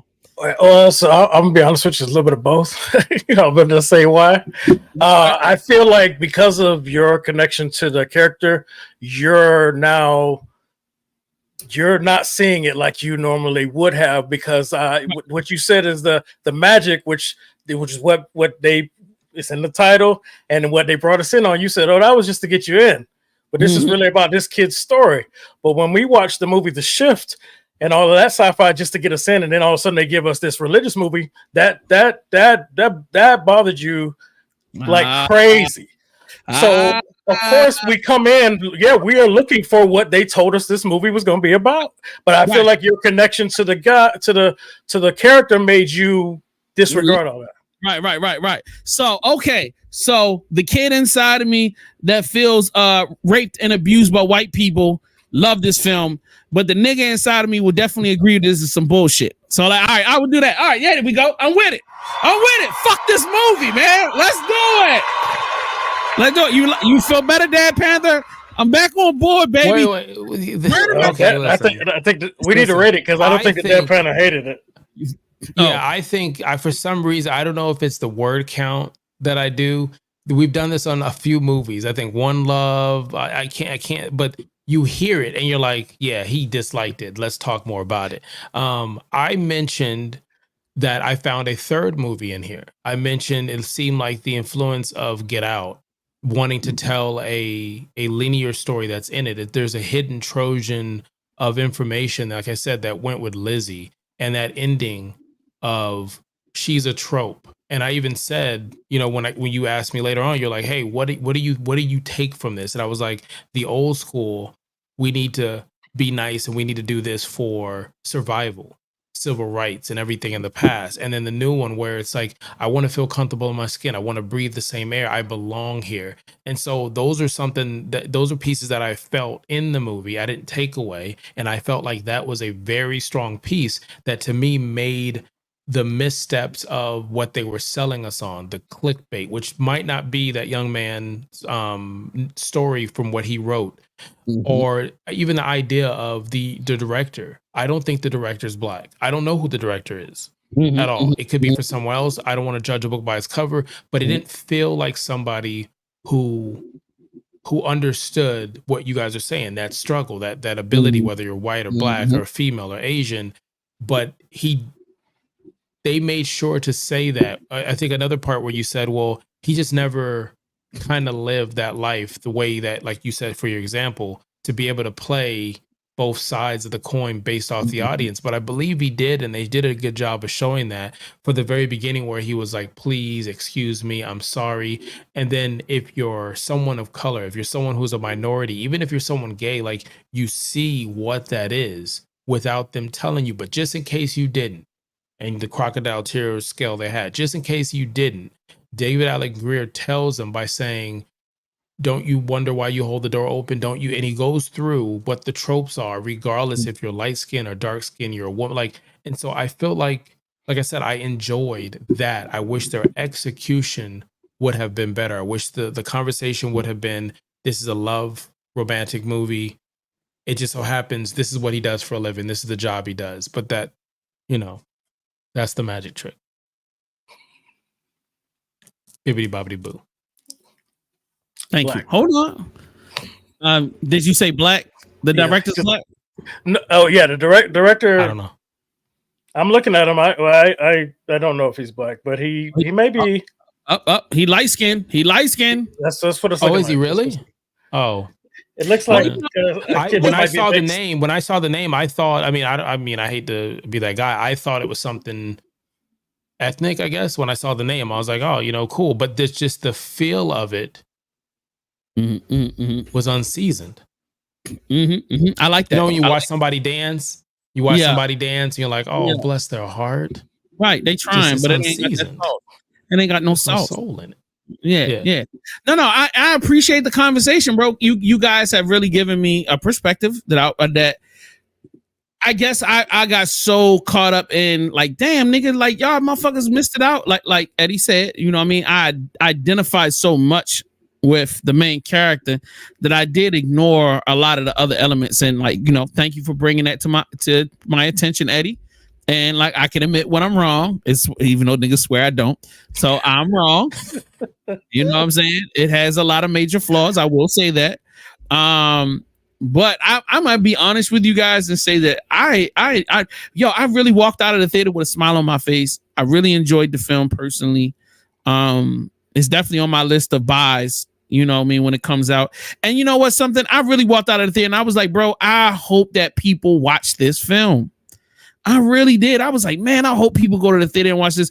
Even if it's nothing more than just the discourse that we're having now, it's worth it. You know what I mean? Like, yeah, it was sloppy, but it was like we tried something different.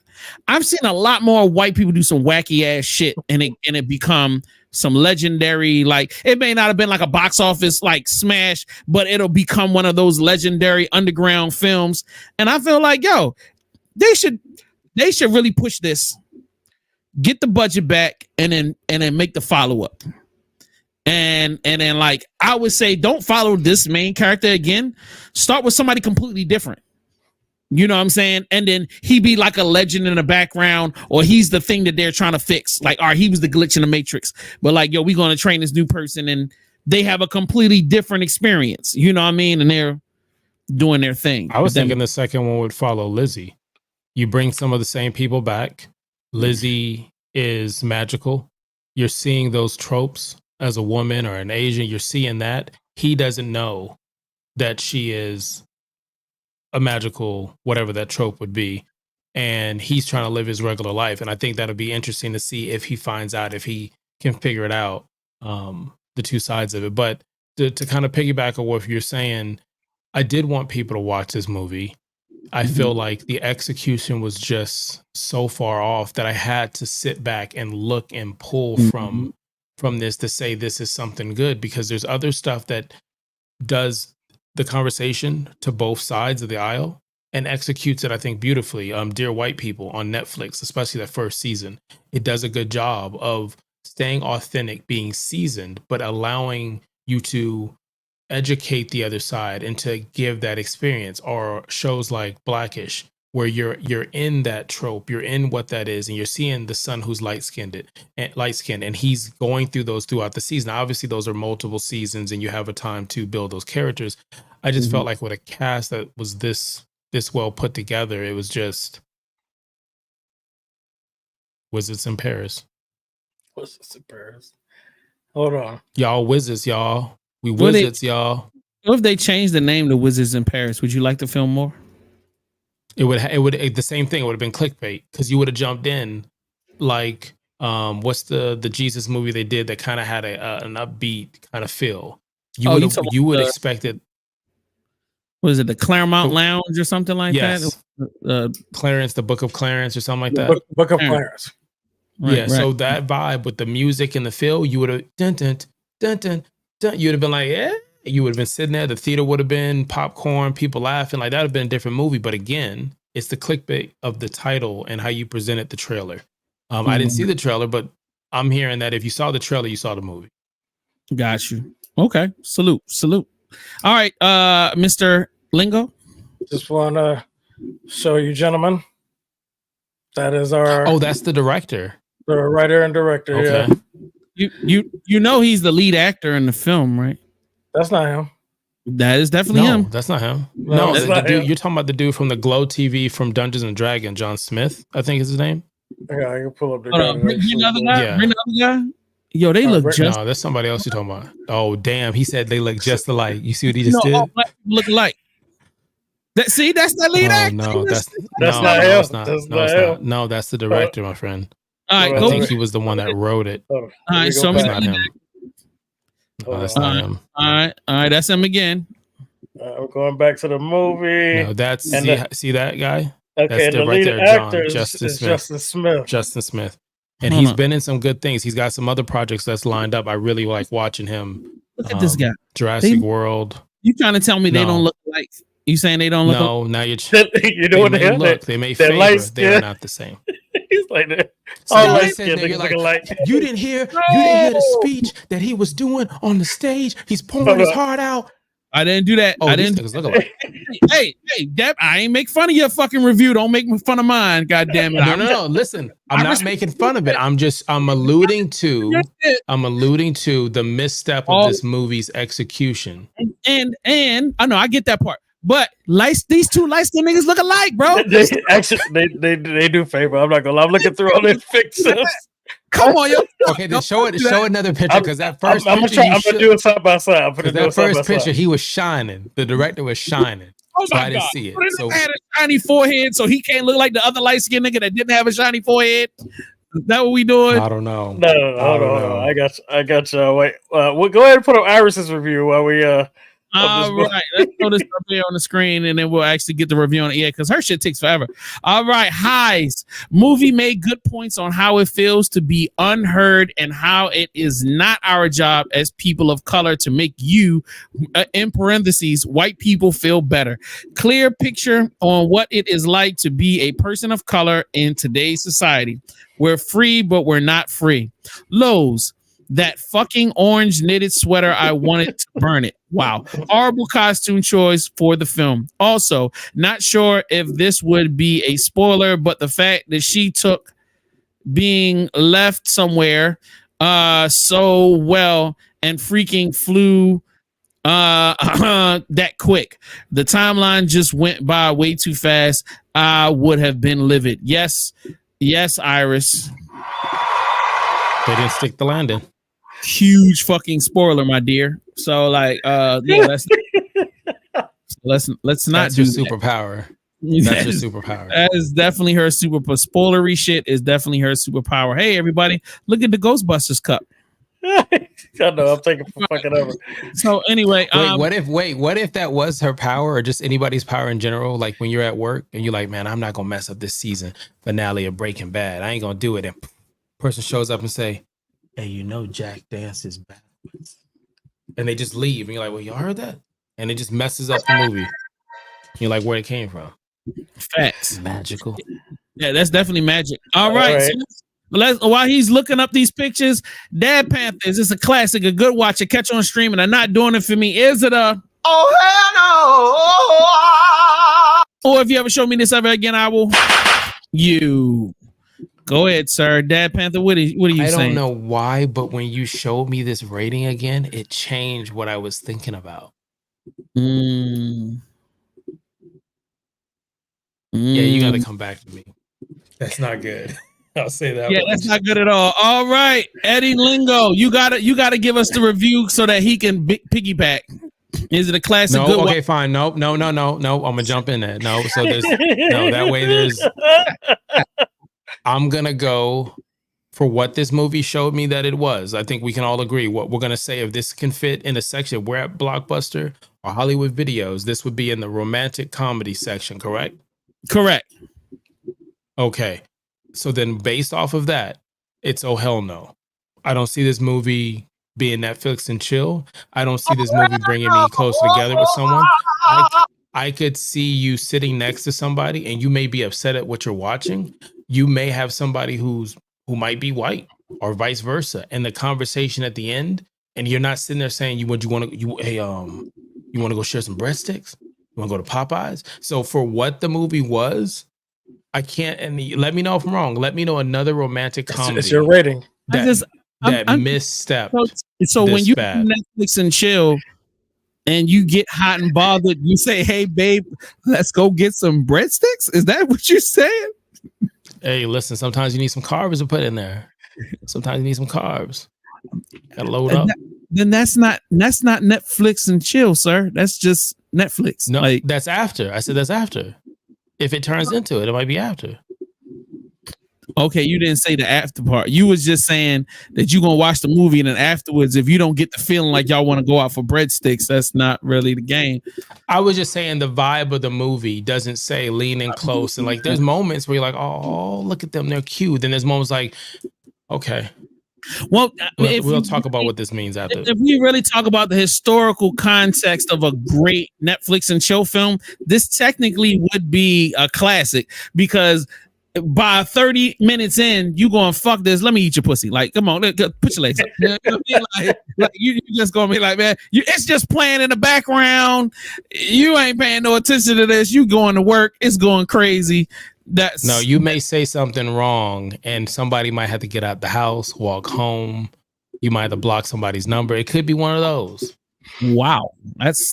You've got a rough lifestyle out here, buddy. All right, Eddie.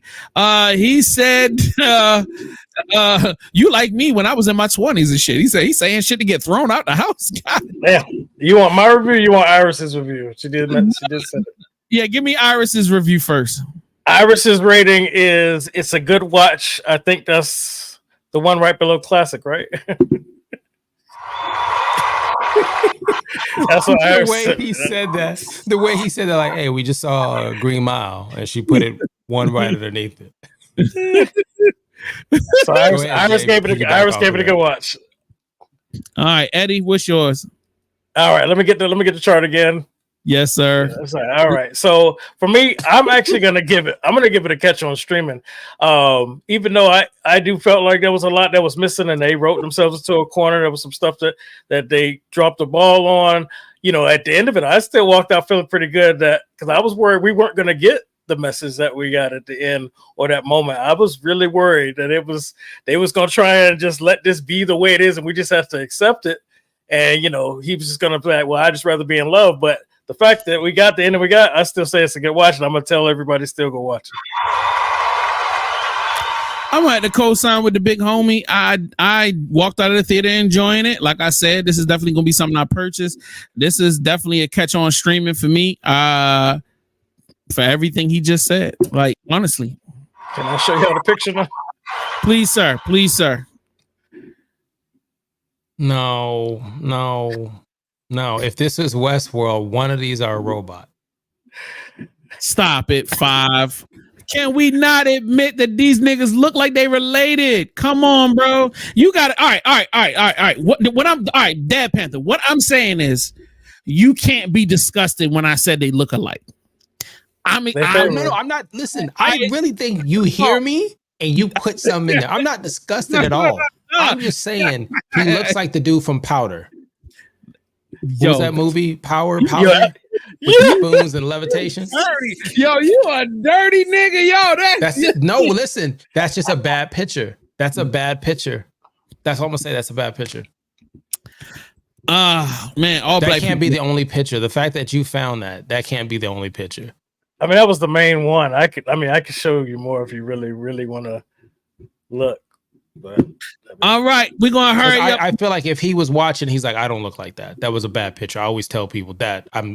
I can't believe they put that one up there. Man, so please contact them and tell them we want them on the show. It's time to get to these reviews, player.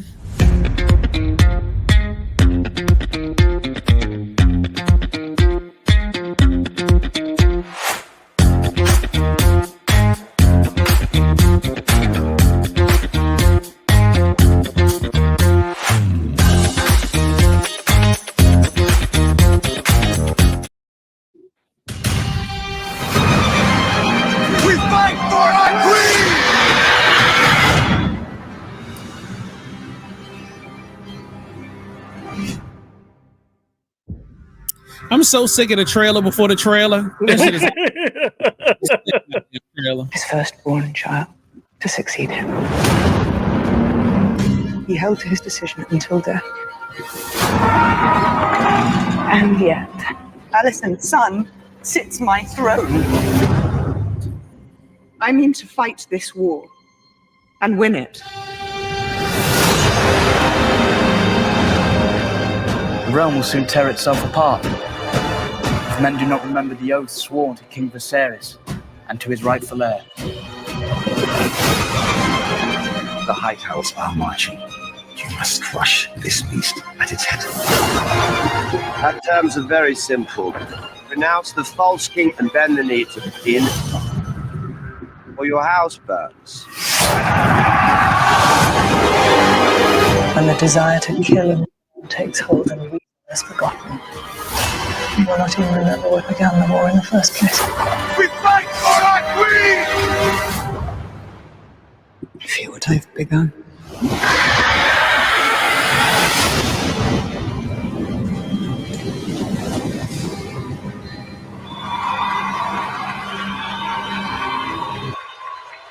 All right.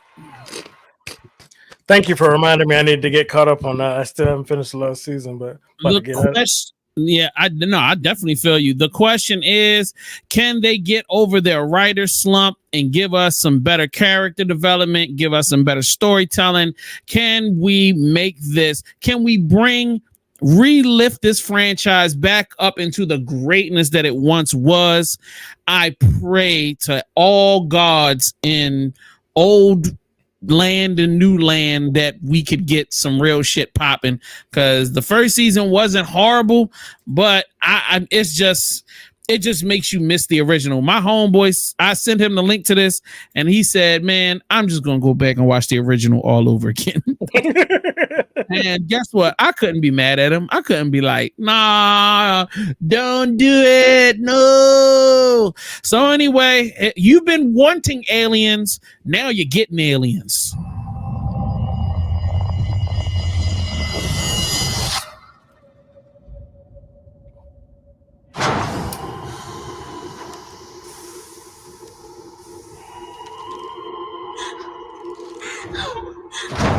Come on, help me, please. No, I don't want to hit you. Get it away.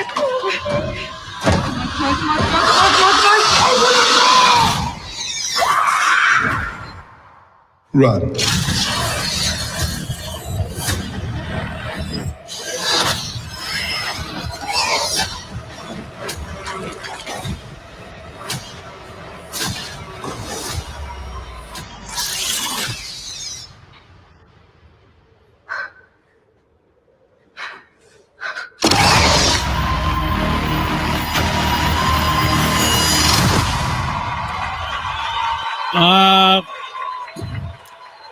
Let me tell y'all something. I normally don't play no kind of horror shit on this show because I'm not a horror fan, but this franchise is so iconic. I was like, you know what? Why not?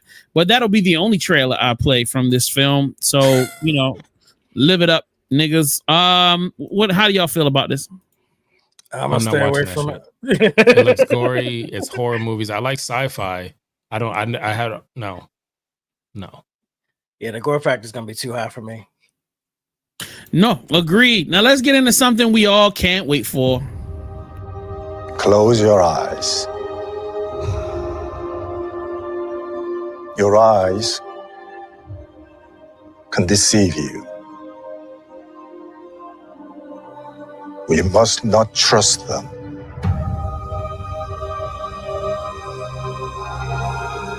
Tell me what comes into your mind.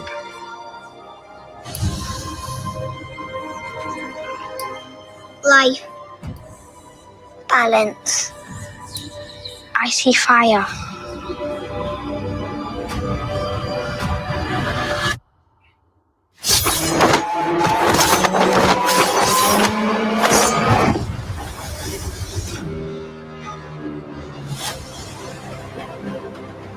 Someone is killing Jedi.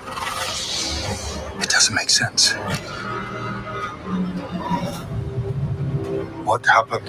I sensed darkness.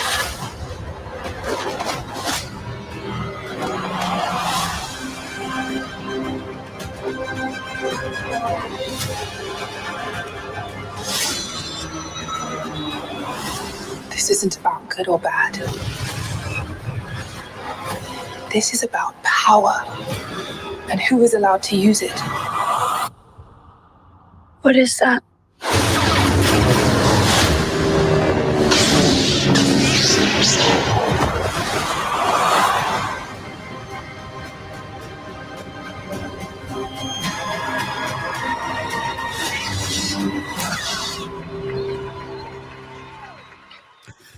Ladies and gentlemen, The Acolyte is a story. Stop it. The Acolyte is a story that takes place 200 years before the first prequel. Number one, this story centers on the rise of of an agent of the dark side, because I can't remember the name of the organization. So everything about this I love. We ain't got to hear nothing about the original fucking story. So all of the shit they fucked up, we ain't got to deal with that right now. You get to stay in the same universe that we all love. I feel like Disney is finally understanding that the fans aren't necessarily heart connected to those main characters from the original, but we love the world. We love the universe. We love what you guys built. And we love to see the stories in this world. And the further they go and disconnect from that storyline, the more we're like, yes, keep giving us this. Everything doesn't always have to be together. Some stories can be their own thing. And even if it's something that has connective tissue to something else, the fact that I don't know and I have to watch it to get a sense of what the fuck is going on is the reason why I have to tune in. And I don't have to worry about you ruining things from iconic characters that I loved as a child. I feel like this is a win-win for everybody. This is a refreshing and unique take on something that we've never seen before. Dad Panther, how are you feeling? I agree to a lot of those sentiments. I just don't think we should be gatekeeping what this universe has been. I don't know, I guess around for how long it's been, but you got some really good shows like Andor, Bad Batch. They're just enjoy the shows, like whether it's cartoons or it's live action. If you like this universe, just enjoy it. So I'm excited. I really don't care about the timeline. I just like watching stuff in this universe. Eddie, I'm the same. I've actually heard some super fans tell me it was about 10 years ago with some people that were guests on the Movie Lingo that were telling us about these type of characters that have a balance of both dark side and light. And, this is supposed to also be a gateway into that universe. And there's a lot of little books that I've always wanted to see on the big screen. So I'm excited to get into this and see where else we can go in the universe. Right. And speaking of bad filmmaking, we have the follow-up to the first Rebel Moon with Rebel Moon Part 2.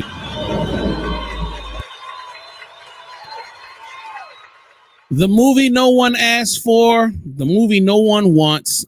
The movie I can see from the trailer is going to be another big pile of bullshit. For whatever reason, people keep giving Zack Snyder money like he knows what the fuck he's doing, and he doesn't. To me, this is the nail in the coffin for this man's career. He's stopped being a good director 20 years ago. I'm sorry. He was never a good director. I've never seen anything from him that I really was like, yo, this is the greatest shit ever. Like, you know, even the Batman v Superman that I marginally enjoyed, when you really get down to the nuts and bolts of it, still was a shit show. And when I watched Rebel Moon, I actually went into it with zero expectations, just wanting to have a good Friday night, and spent the entire time on my face like, what the fuck? Like, what are we doing here? Like, it really misses the mark. And you know why my face is scrunched up is because the core of it has potential. And we keep talking about that. Like, it at the core, it has something that could be great, but I don't know if it's cocaine or heroin or whatever is going on inside of the mind of this creative that allows, I mean, even this trailer for Part 2, it's just like, yeah, we just got to ramp up the action. Like, cause that's the key. And I'm like, no. We need to ramp up the storytelling. Yo, we need to ramp up the explanation. We need to clean up what we did bad in episode 1. And Dad Panther's making a face. All right, I've done something wrong. All right, Dad Panther, come on, baby, take it away, man. What did I do wrong now? How have I offended thee? I love this show. It's like talking to my wife. Like, she's telling me, I know you're mad. I'm like, I'm not, but I know I'm not. The face that I'm making is I'm agreeing with you. 1, I didn't see this movie. Okay. No. 2, I didn't see this movie. And 3, I'm not gonna see any of these movies. Your review, go back, guys. If you want to check the review, they weren't selling it. They didn't like it. They gave us real reviews. I can be real and not watch it. So I'm agreeing with you based off of what you said. 100%. I agree. Can't agree anymore. No. You should watch it to be angry. No. No. I got kids, man. They'll love it. There's no nudity. No, I'd rather go watch. I don't know what I would watch, but it wouldn't be that. The Gentleman. That was enjoyable. There you go. Eddie? Yeah, I felt like, again, they just tried to show us their best moments, and we're going to end up watching just to see a horrible story lace those moments together. Oh, I'm going to watch this. I'm going to tell you, Dad Panther, I'm going to watch this shit show just so I can say I told you so. Pretty much. But we're not leaving without this most important clip. And I apologize for not showing it earlier. How much of a piece of shit am I? You know, Love Again show, 1 minute, second, 60, God shit, God 60 again. And out. 60 and out. Action.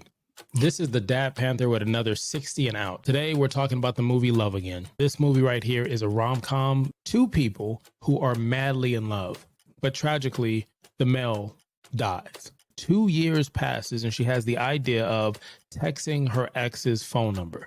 And she does in a serendipitous kind of way. That number now belongs to a coworker for a company who just got a company phone that he doesn't want. And the 2 are trying to figure things out. This movie didn't hit all the spots. I can give you 20 things I didn't like about this movie. Where can you watch this movie? Simply on Netflix. It's the only place you can watch it. Now, you're probably wondering, what's my rating in all this? Well, the rating is, if you ever show this to me again, let's just say it won't end well. I'm the Dad Panther, and I do not approve watching this movie unless it's for Netflix and chill. This is another 60 and out with real reviews. And I can back that review. That's a smart man right there. I laughed out loud where you was like, I can give you 20 reasons why. And you took the longest pause. Like, I had to leave that in there when I was editing. I give you the 20 reasons. Oh yeah, I forgot. This is a 60 and out. Oh yeah, my bad. Mhm. Yeah, I was going to, and I was like, I can't. I don't even know why I led with that. But I do have it is something else I wanna throw Netflix on the screen. approved. Netflix and chill approved. So Facts. All right, go ahead, Eddie. There you go, side by side. Oh, so one is the older brother. This and one is the younger. this is a better picture. I will 100% give Jay. This is a favor. much better. It's again a beautiful cast. Everybody's beautiful on this cast on this movie. So much smooth visual suit from him. diversity. Yeah, so much diversity. I'm with it. I love it. Man, I love this show. I love you guys so much. Dad Panther. Can't wait to squish your head when I see you. Pause. That's gay. I got hot sauce at my desk. Scary. All righty then. Make sure if you haven't done so, subscribe to the BBC Life YouTube channel. Sign up on our Patreon. Don't forget to follow Dub Dad Panther on all social media and on his Twitch Monday through Friday, 9 to 5 p.m. Make sure you tune in with him as he works and solves all of your life problems. Why? Because he is a part of the American Society of Magical Negroes. And then also follow our guy Eddie Lingo. You mother. It took a little bit of my brain to process. I'm like, this motherfucker just wrote me in with this. Bibbidi bobbidi boo, mother. Follow us all on social media. We gonna check y'all next time. We love y'all. Peace.